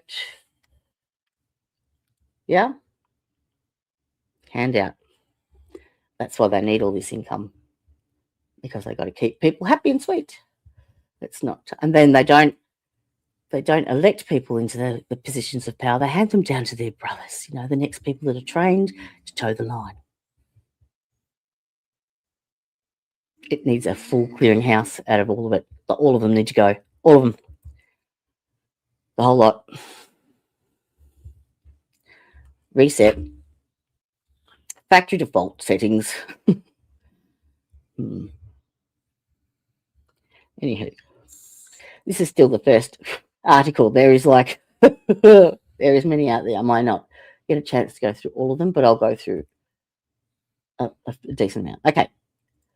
So, on the surface of the expansion of Robertson's company, it was a good thing, giving Kentucky more treatment beds per capita than any other state. A fact Bashir and other elected officials touted. Yay, look at us go. We're successful.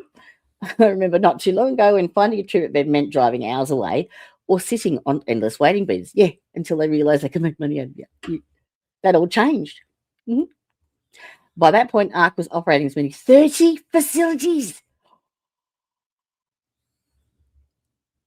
and more than 20 eastern and central Kentucky counties.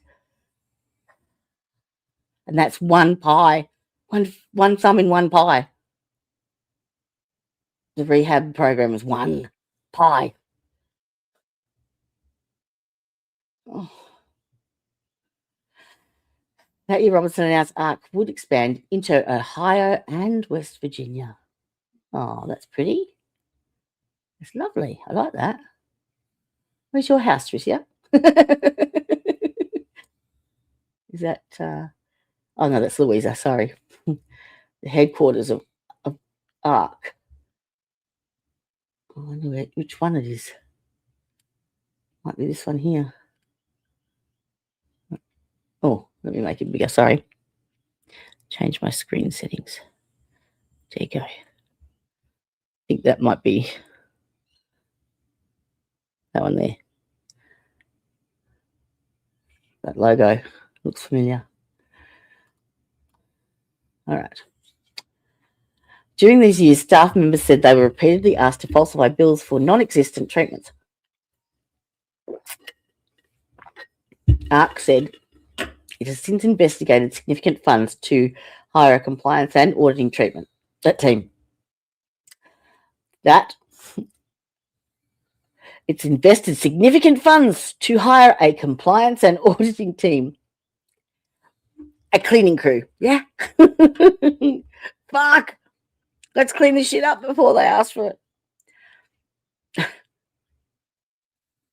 And if that's the case, and they've found 1.7 billion on the cleanup, can you imagine what the actual figure would be?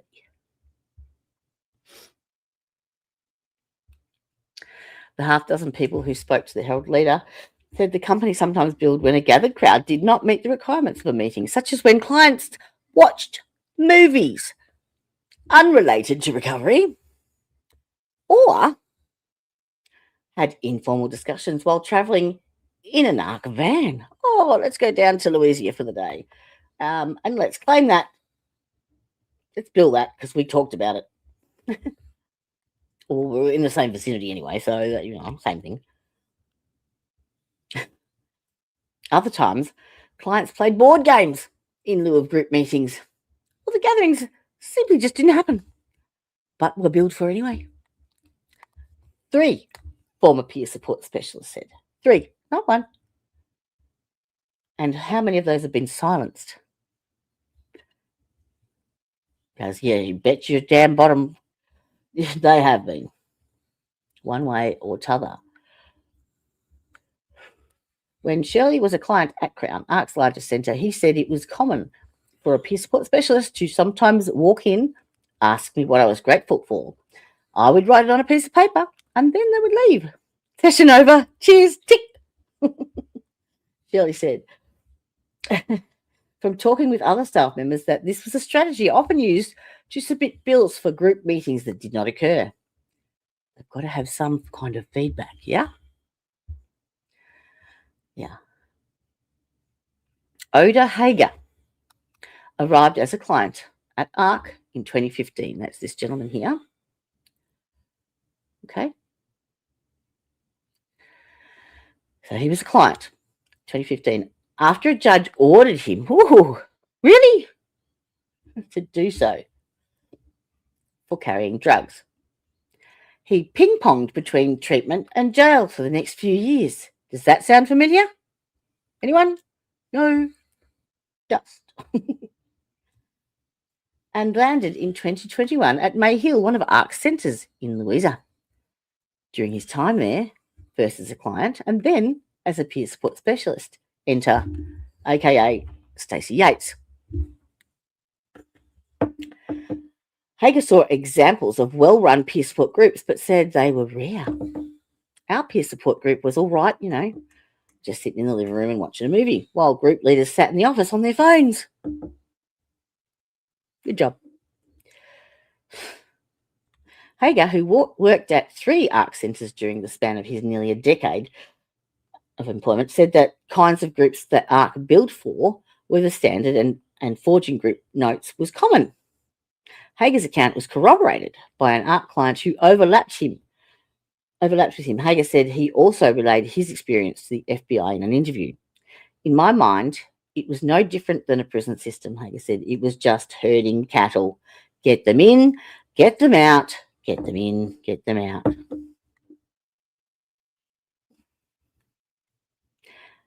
Yeah. You're not a person. You're not an identity. You're not anything. You are a cash cow to them. That's it. You are a license to print money and nothing more. Don't ever fucking believe that you're not. They don't give a flying fuck about you, your family, your auntie, your uncle, your kids. They don't give a fuck.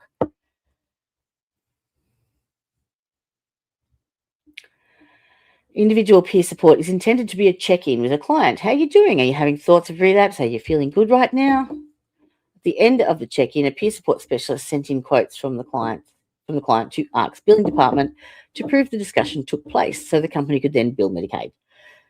But we were doing that with people we wouldn't even see because we were so behind. They don't care if you didn't get the service. Then do they follow you up? They chase you? No. That would mean paying someone to do that job, and that would take off their profit. Like, why do you think they don't investigate anything? That costs money to do that. Yeah, you got to pay for resources, for testings, legal testings. Yeah, costs money. Everyone says when they go to trial that the prosecution has an unlimited budget. They've got access to everything that the state can provide, unlike a defense attorney, But they don't even use that because no one gets to trial. If they do, they fuck you around for 2 years because every single attendance at court is claimable. They have no incentive to resolve anything. Nothing. They don't even care if your kids are in danger. As long as they get their incentive, they meet their bonus for the month. Woo! Okay. I'm not justifying it, he said. When we were doing it, we didn't know it was a bad thing. Fair enough. Justin Cornett, 34, was a client at Crown. After years of addiction, Cornett, who's from southeastern Kentucky, admitted himself into 2020 to ARC. He said he was disappointed when he attended peer groups that largely consisted of watching popular movies. We never did a damn thing, he said. So this is the client. We all knew it was just a money racket, an insurance scam. So they all knew. Peer support staff said they were asked to meet billing quotas for each week. Pressure to meet those expectations sometimes resulted in staff falsely recording group notes, said Hager. And Becky Rose Bowman, who was initially a client and then later a director of a 120-bed ARC facility in Pikeville. So there you go.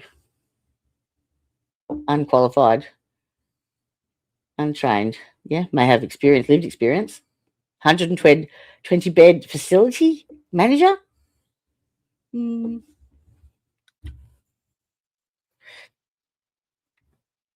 were days I had peer support groups booked back to back in 1 and 2 hour increments with no space in between.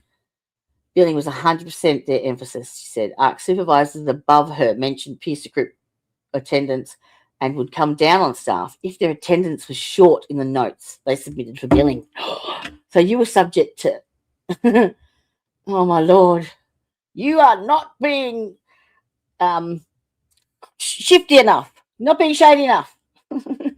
Get your shit together. Like me. Oh, okay. I need to make that.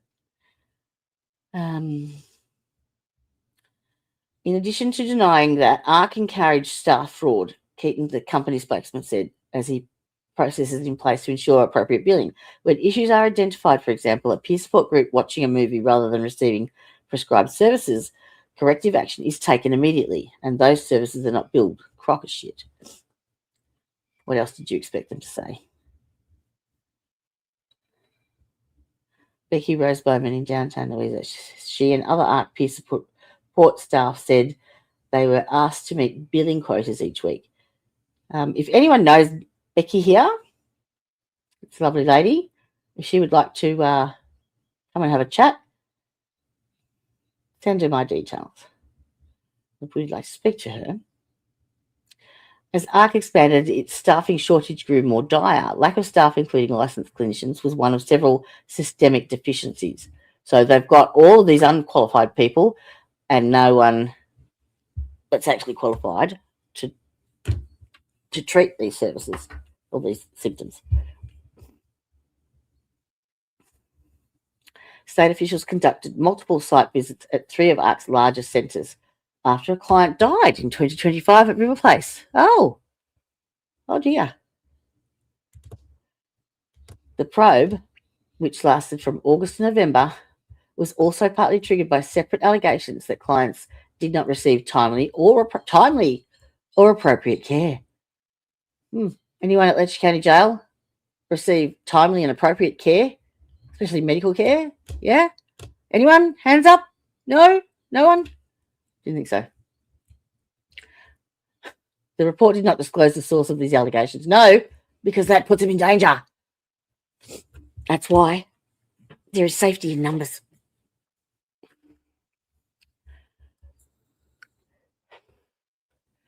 Keaton said the company was extremely saddened by the client's death. Isn't that lovely? Did they put out a nice little press release for them? Yeah. Only a budget one, though.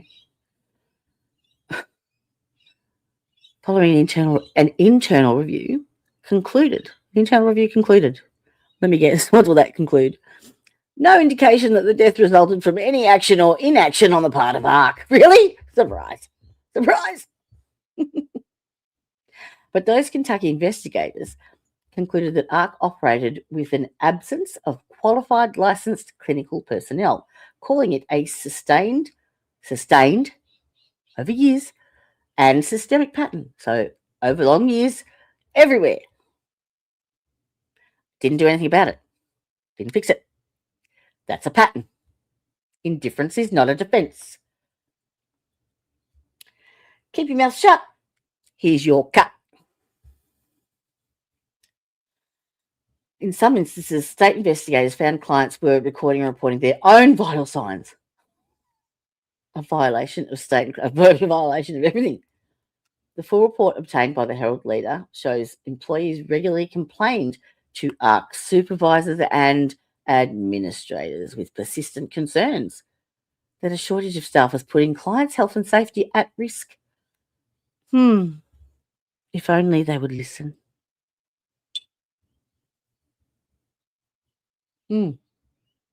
So this is what I'm telling you. Same MO, different county, different facility. Swap out the names, swap out the address, same MO. Countywide, statewide. and probably a bit more.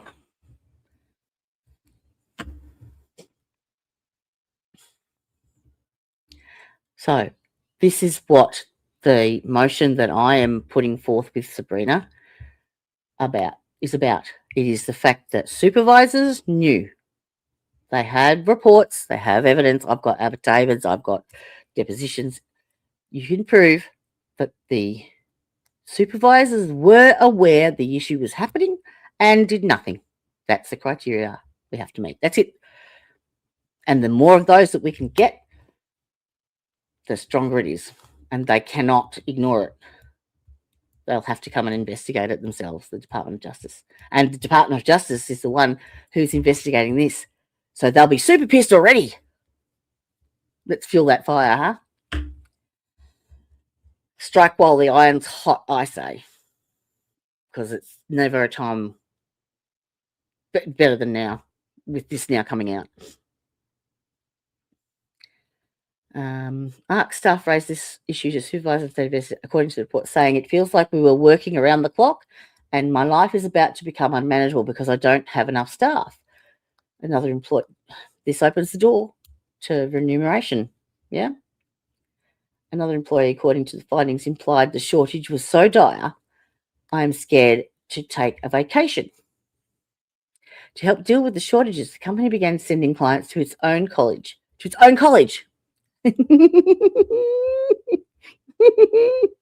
Yeah, of course, it is line their own college. Let's provide a training course on counsellors and claim the federal funding for that. Oh, fuck. 60%, roughly 60% of ARC's workforce is former clients. There you go. The company spokesperson said. ARC said it disputed the findings of the report. Of course it did. It's going to go, oh, yeah, guilty did it. No, not going to happen. It noted that the cabinet did not suspend or close the facilities and that the company continues to operate and accept clients across all levels of care with the knowledge and approval of the power that be. Yeah? Did nothing. Have done nothing. And still doing nothing. Keep your mouth shut. Here you go. The state said the report has not been released because the investigation was ongoing. Yeah, fair enough.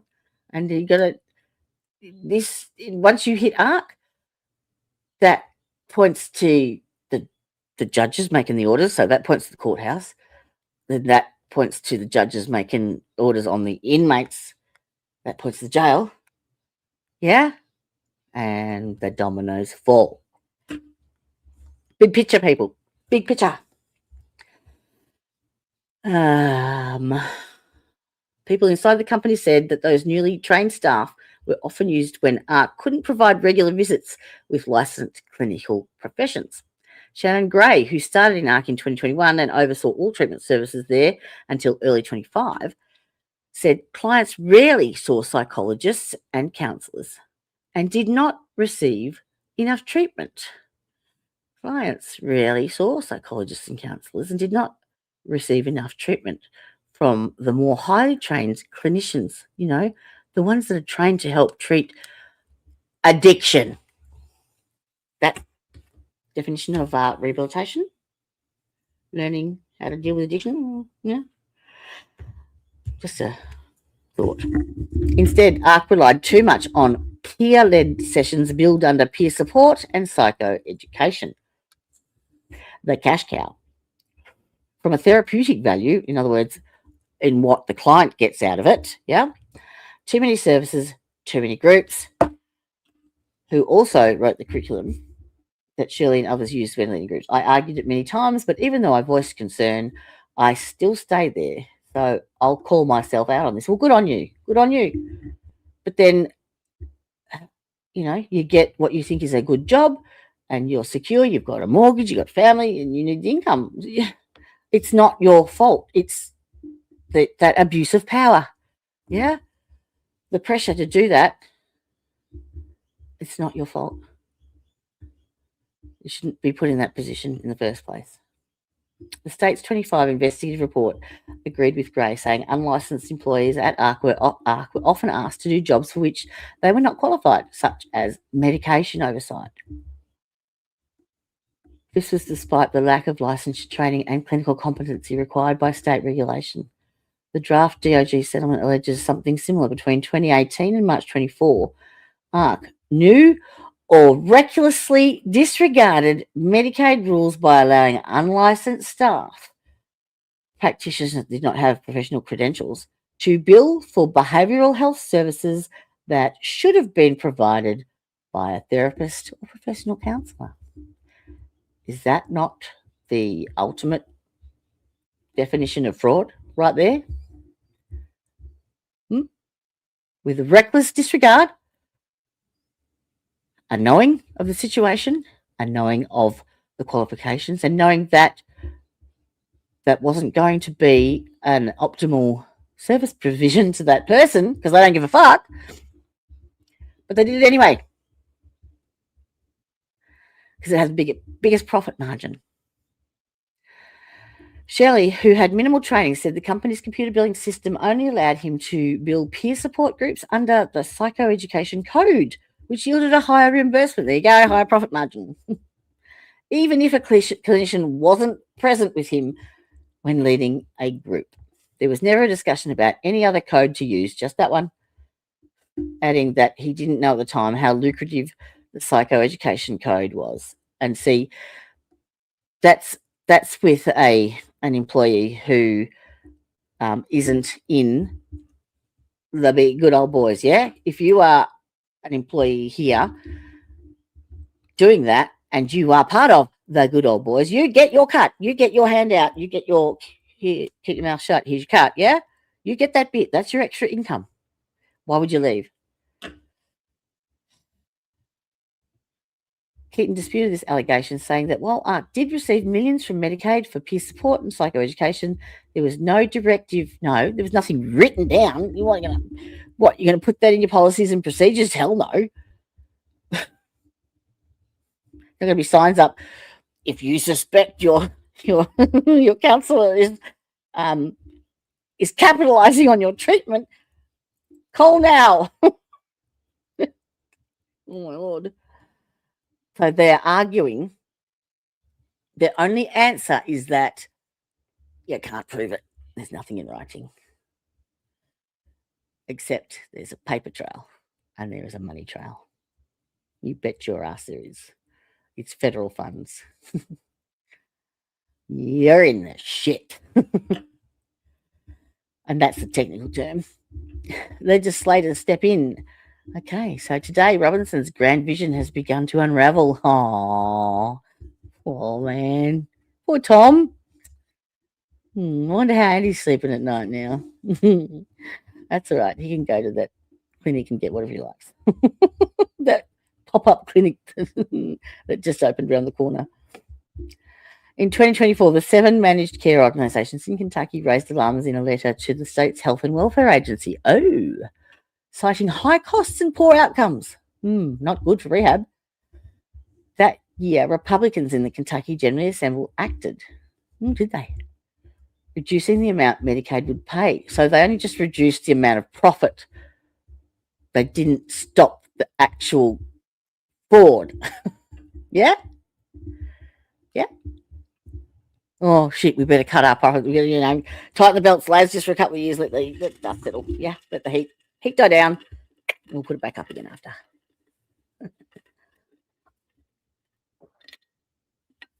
Fuck me.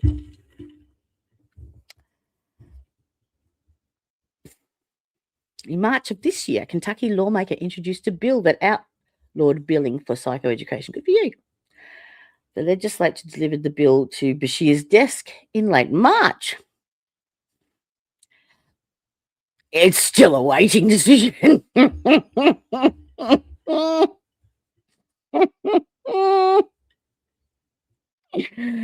I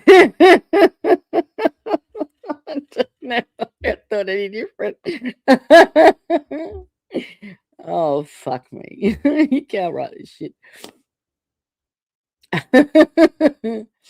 ARC continues to bill Medicaid and Medicare. But since the state's cuts to Medicare payments for certain services and launch of the FBI investigation, ARC has laid off hundreds of employees. Yeah, and what else? Laid off? And shuttered dozens of facilities. Really? So, see, leaving some clients homeless. They don't give a fuck about you. Right there. Last year, ARC's founder tried to sell off most of the company in part to pay the Department of Justice a settlement. Oh, it's just like the Monopoly Board. Now they're, you know, every they own all of the properties around the board, the train stations, the utility companies, everything. And now they're selling off the hotels on them. Suffer. And then all of those people that get that are responsible for doing this need to be housed in the exact same conditions at Letcher County Jail that they put those people through. Every single one of them. According to the creditors, but the deal fell through in December. No one wanted to buy your shit-ass fucking company. When the two loan companies sued ARC in January for allegedly refusing to pay back the millions they were owed. So they did the shifty, by defrauding all these people. Then they get, they have a settlement by the Department of Justice. They can't afford to pay that because they've already spent the money. They get two loans, and they default on them. Mm-hmm. They claimed ARC was in desperate financial straits and facing imminent bankruptcy. A shame. And where is Michael Clark now? ARC claimed in a separate filing it needed that money for operating costs and called the demands for repayment unduly burdensome. Oh, but so it costs too much. Okay, I need to return that message. So give me 2 minutes. I'm going to be right back. And I will pick up where I left off. Have a listen to a song. I just need to take this. Sorry, it's important. I apologize. I'll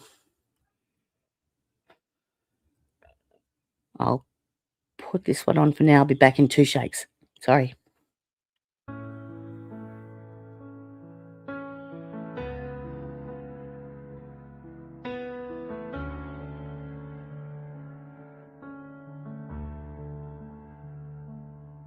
We made it. Not gracefully, not quietly, but honestly, and that counts for something. This year didn't come with a soft landing.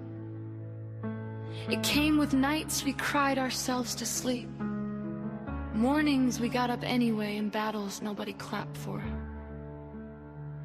It took things from us, people, plans, parts of who we used to be, and still, here we are, breathing, standing scarred, but standing.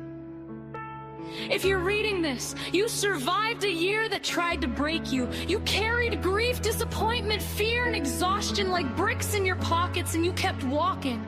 That's not weakness. That's strength forged the old-fashioned way, through endurance. So here's to the ones who didn't have a great year but had a real one. The ones who kept going with shaking hands. The ones who learned that growth hurts, healing isn't pretty, and survival is a victory. New year, same heart but wiser, tougher, and harder to kill. We're not starting fresh. We're starting experienced. And that's powerful.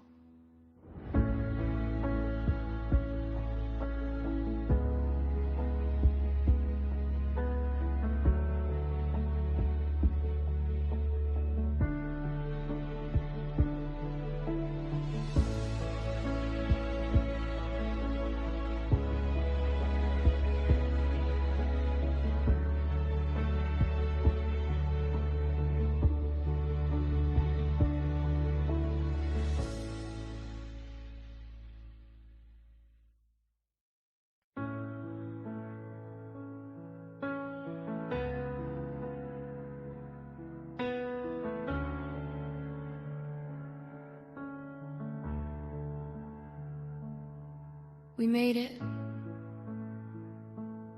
Not gracefully, not quietly,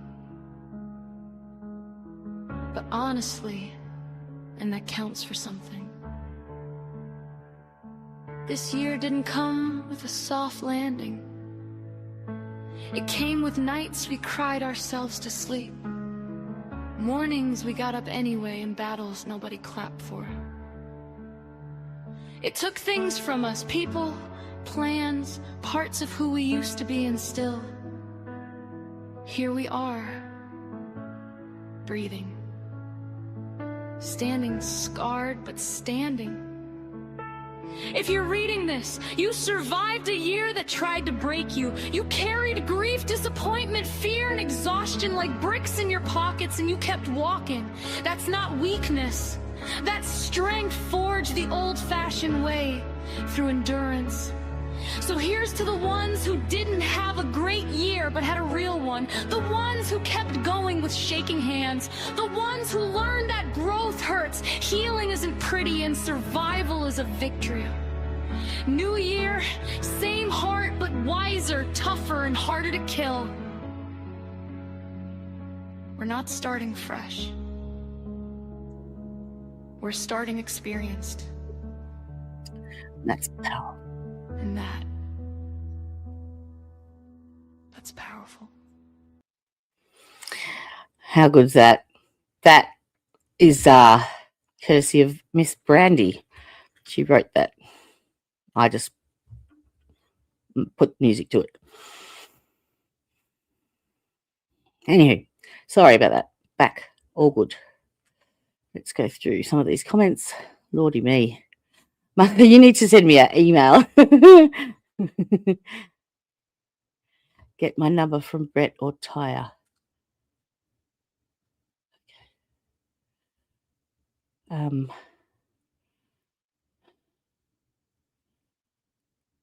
Okay.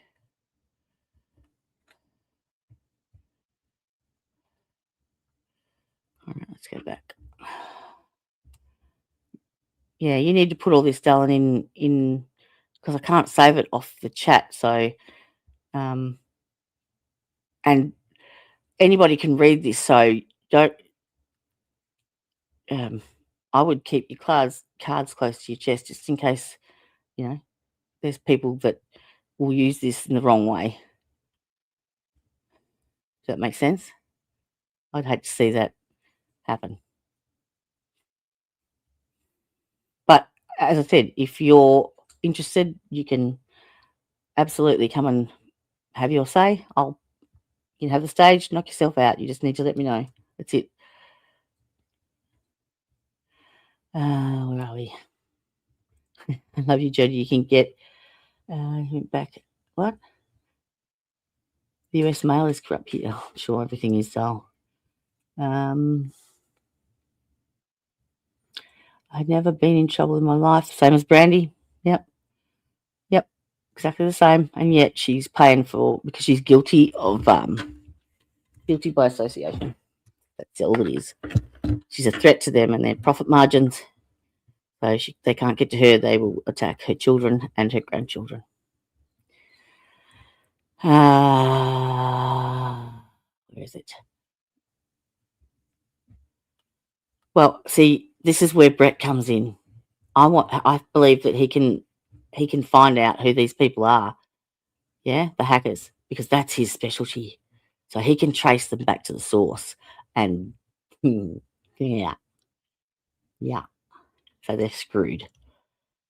Ashland's near you. So you're surrounded on all sides, Tricia.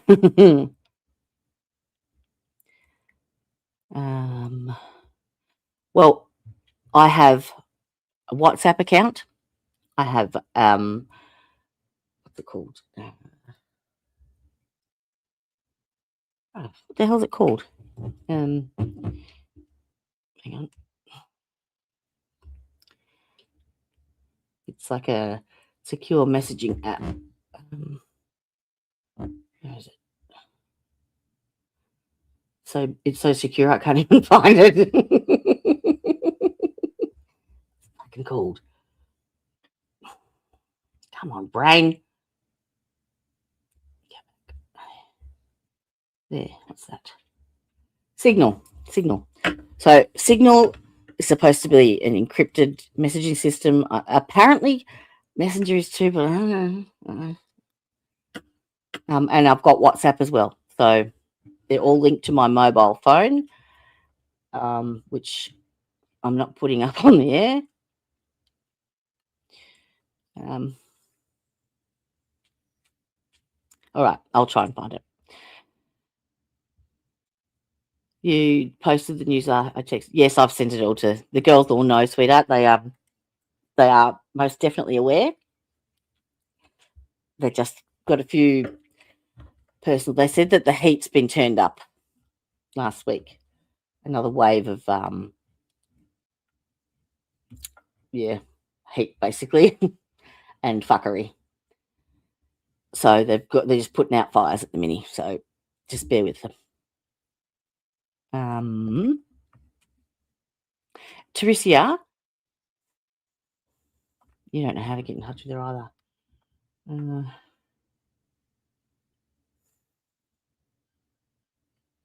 Leave it with me. I'll try and think of something. All right.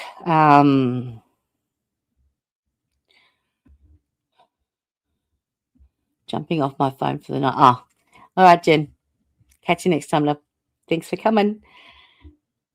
So glad you know what's going on in the heart of Dixie. No, it's not right. It's not right. It's not right at all. And it's a double-edged sword, knowing what's going on or being ignorant to it.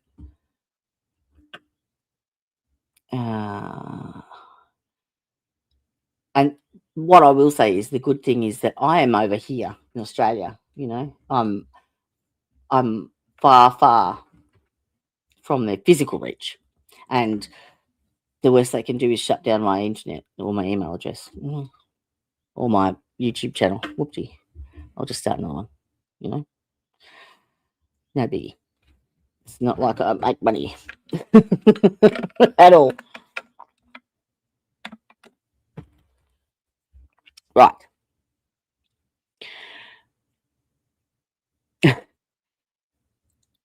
This isn't Dixie anymore, Jodie. No, it's not. And you can't click your heels like Dorothy and get out of there either. You testify for us all. Good for you, sweetheart.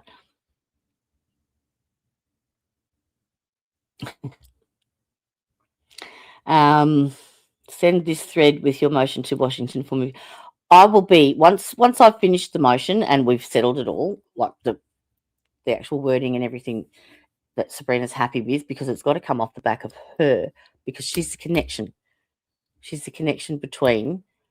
Well, she's the one that set the precedents. Okay, so she's got the case law that goes with her case, so she can put this motion in because she believes, and we know that it was reported prior to her and nothing was done about it.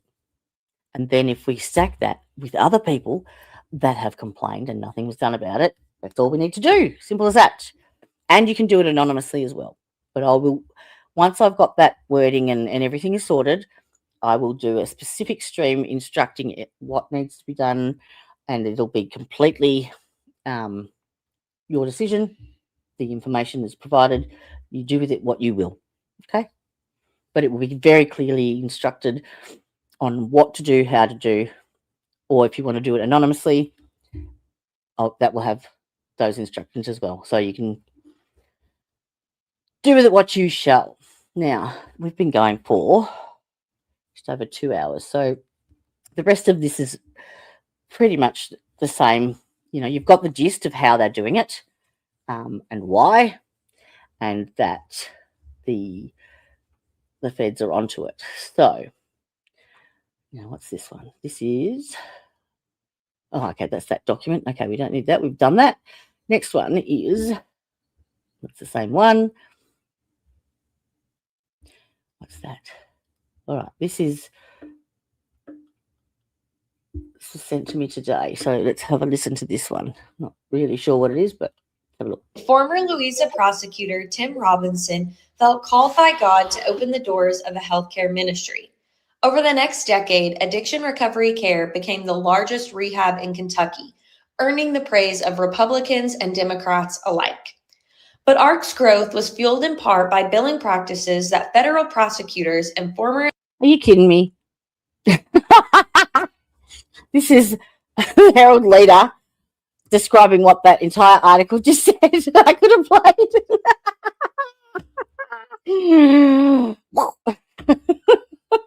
employees now allege may have amounted to fraud.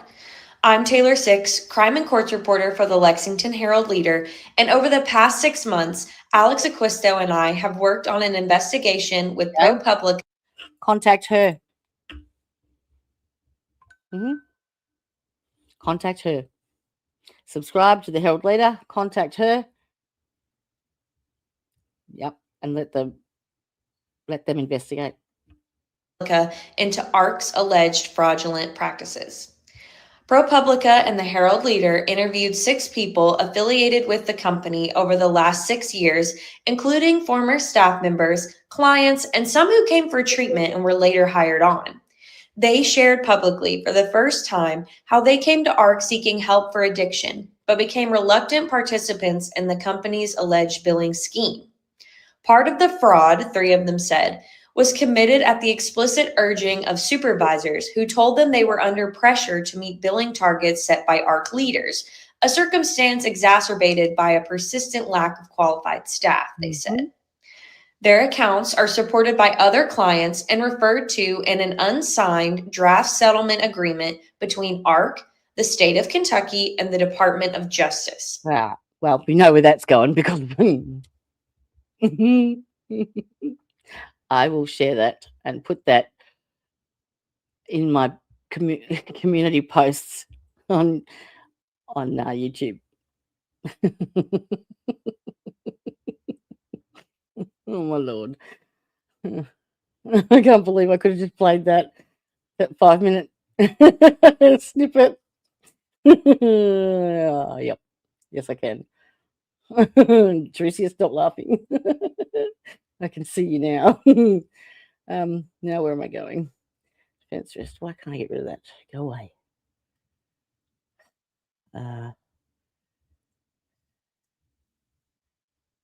Set in the way. Piss off. Go. I don't want the transcript. Stop. Oh my Lord. Stop sharing.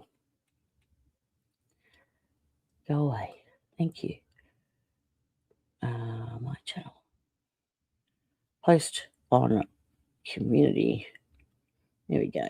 Copy, paste.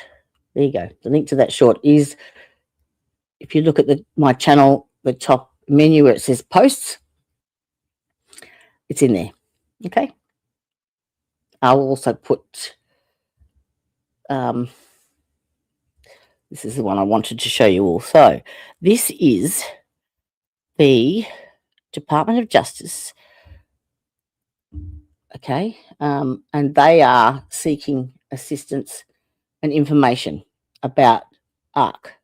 Oh, add to stage, Jody.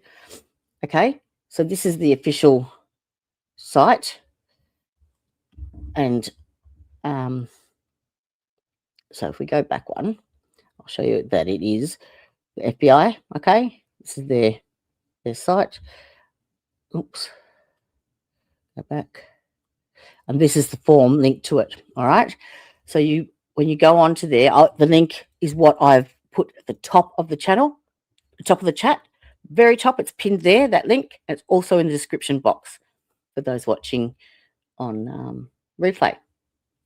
Hello. All right. So this is what they're wanting. The FBI's Louisville division is seeking information in the healthcare fraud investigation of Addiction Recovery Care, LLC, ARC. ARC is a substance abuse treatment provider headquartered in Louisa with residential and outpatient treatment facilities, blah, blah. No criminal charges have been brought against ARC at this time. But, yeah, they get more information. They get more evidence. You following? If you believe you were victimized by ARC or have information relevant to this investigation, please fill out this short form. The FBI is legally mandated to identify victims of federal crimes and investigate. So you cannot be, that's saying you cannot be anonymous if you fill this form out. But the one on the Department of Justice website, which I'll go to in a second, you can. Victims may be, but the thing is, if you do this anonymously, then you can, but when you go to, if you ever wanted to claim compensation for it, you need to have something to back you up in writing that you have reported it. Does that make sense? So victims may be eligible for certain services, restitution, and rights under federal and or state law. Your responses are voluntary, but may be useful in the federal investigation and to identify you as a potential victim. So once they've done that, then you can apply for compensation. It opens the door. But they need to have enough evidence to charge them, to prove that they've done something illegal, which is what we have with Ben. Okay? This is another offshoot. This is an extra and on top of that. So what we've got with Ben, we've already proven because he's pled guilty, both civilly and criminally. This is what I'm saying.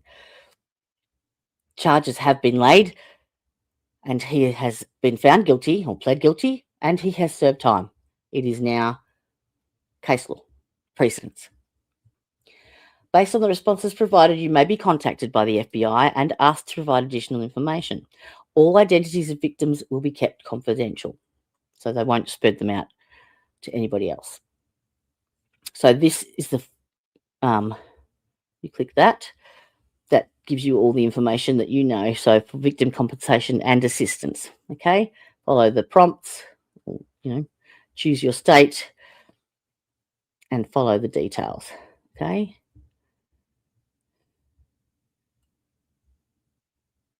What's that? OVC, what's it stand for?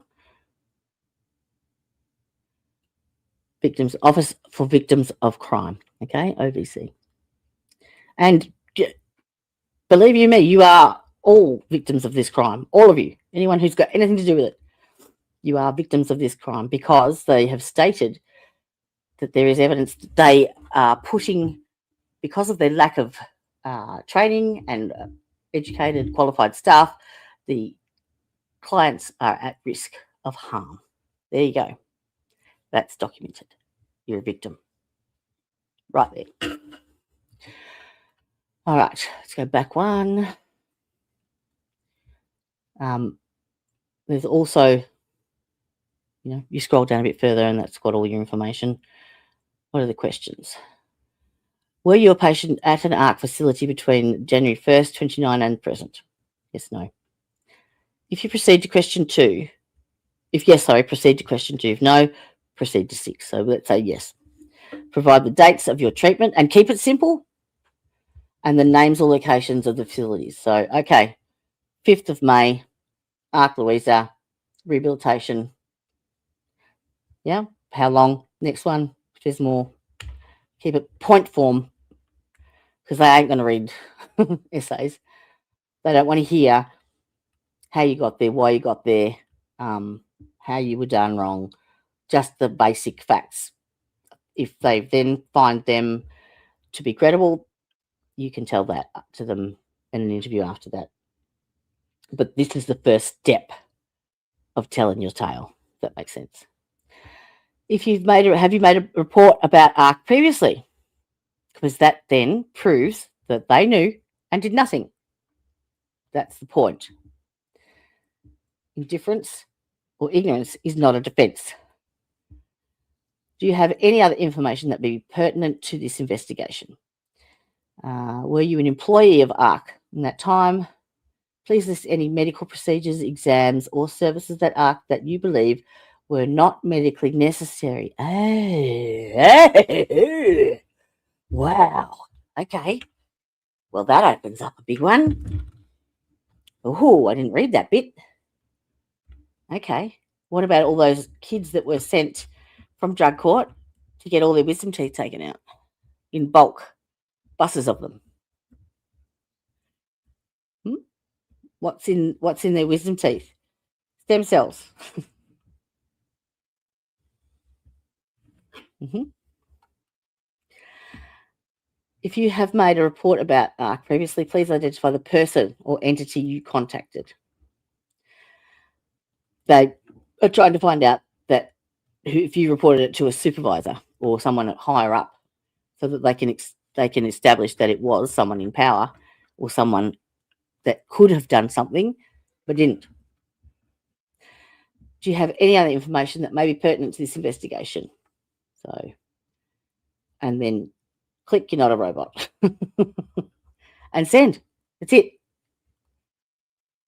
Can you imagine if every single victim at Letcher County Jail filled this out in that time from 91, 2000 and what did it say? Go back. No, didn't go back. Go down. That's what he said. She said. January 1st, 2019 to the present. All right.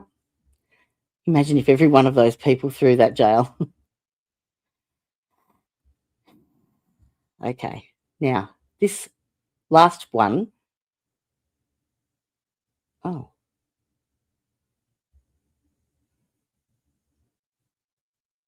All right. I got this today, but it's dated in January this year. Okay. So this says another creditor lays claim to Foundering Addiction Treatment Provider's $8 million loan. Okay. Now, who are all these people? Wielding the ceremonial scissors, Governor Andy Bashir.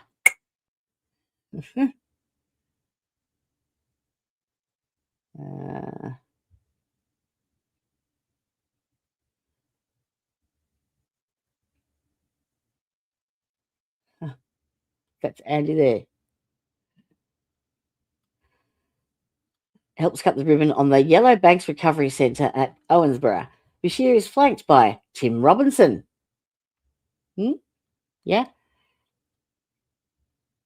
Mate, CEO of ARC, third from the left in the photo, and Rocky Adkins, senior advisor to Bashir. Okay. The ones with the crispest, most expensive suits on. The centre was ARC's first in Western Kentucky. Federal lawsuit accusing Addiction Recovery Centre, or ARC, Kentucky's largest treatment provider, of defaulting on an $8 million loan has a new twist.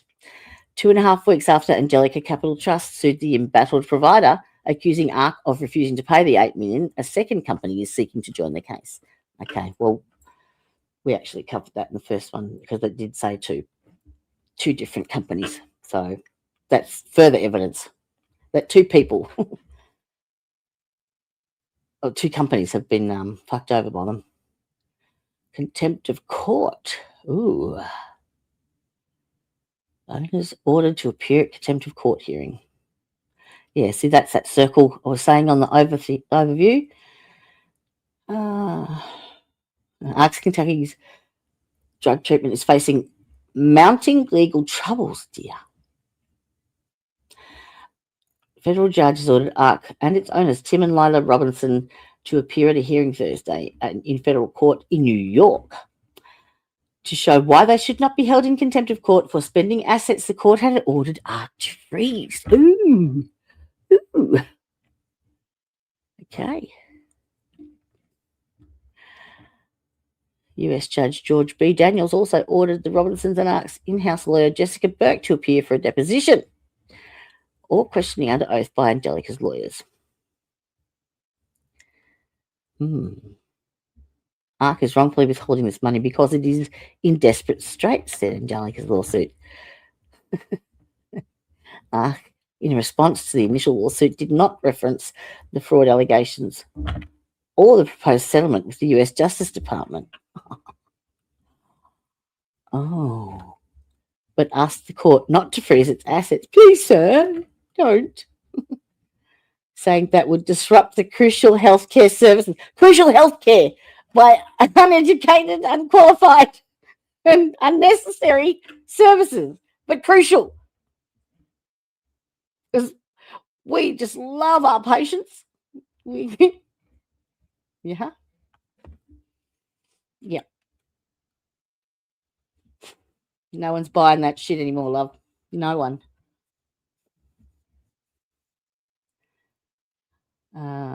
Fueled by expansion in medical payments for such treatment, and Robinson and his company emerged as prolific political donors. Oh, someone might call that a bribe.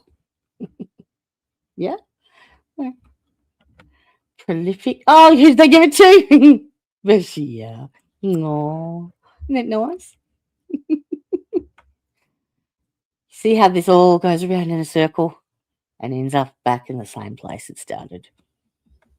And it ain't going to stop until we stop it. In this state of the Commonwealth speech, Bashir left recognised Robinson and highlighted the story of Brad Bentley Wright, a native of Marrabone in Pike County, who went from active addiction to program director. I wonder how much he got paid for that. I mean, I'm sure that he's probably a, or maybe an addiction, survivor, recoverer. But there's your example right there that Andy's putting forward as a success story and a justification to rip everyone else off. Look, we're doing good, really. He says so. How much did you get? Yeah. The donations to Democrat Bashir were a shift in the giving pattern. Donations. I like how that's a very liberal word for that. From mid-21 through the end of 23, Robinson, his corporation and employees gave at least $250,000 to Bashir.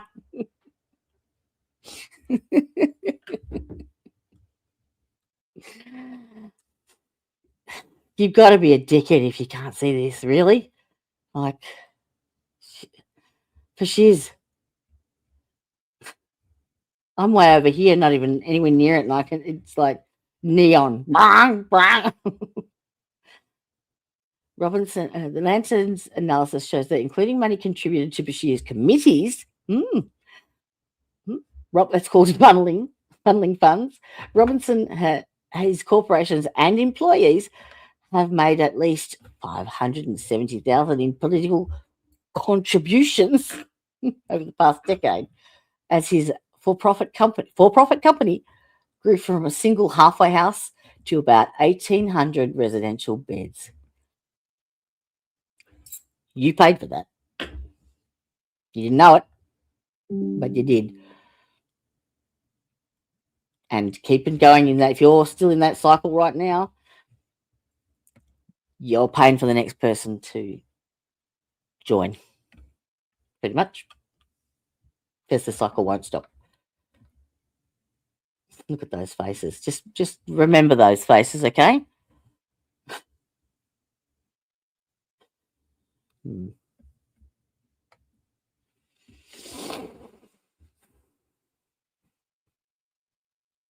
an interview, Robinson explained, "I've never been for anybody like I've been for Andy Bashir." Of course. Did you get on your knees? Yeah? Yeah. Did he give you a reach around? No? Got pistol grip ears? Bashir has a unique ability to bring people together. Sorry.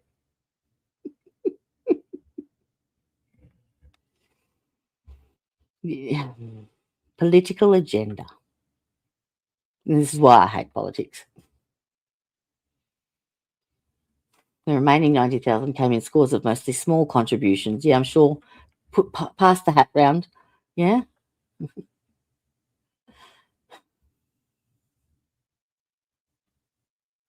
Robinson said that a total of more than 570,000 seems high to me.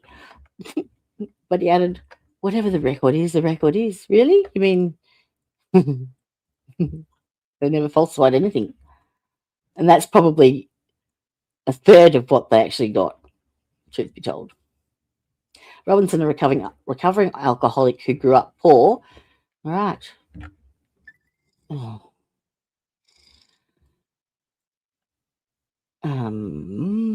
said he has no compunctions about his political donations after years of struggling financially to build art from a single halfway house to a statewide network.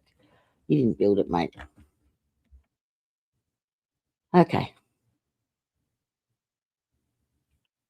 All right. That, my dears, brings us to the conclusion of today, as I have an appointment to go to, and that was my reminder. So, if you just put into Google ARC fraud scheme, whatever, you'll find all these. They're out there. They're for people to see. You can find them. And they validate everything that we've been researching, looking into, finding, reporting. So share as much of it as you can. Educate people that don't know about it. Tell them how it works. Give them this link, whatever you want to do. But everyone in Kentucky needs to read these articles and learn how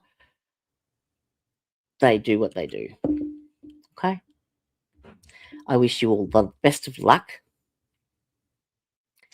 I know that it is a big ask.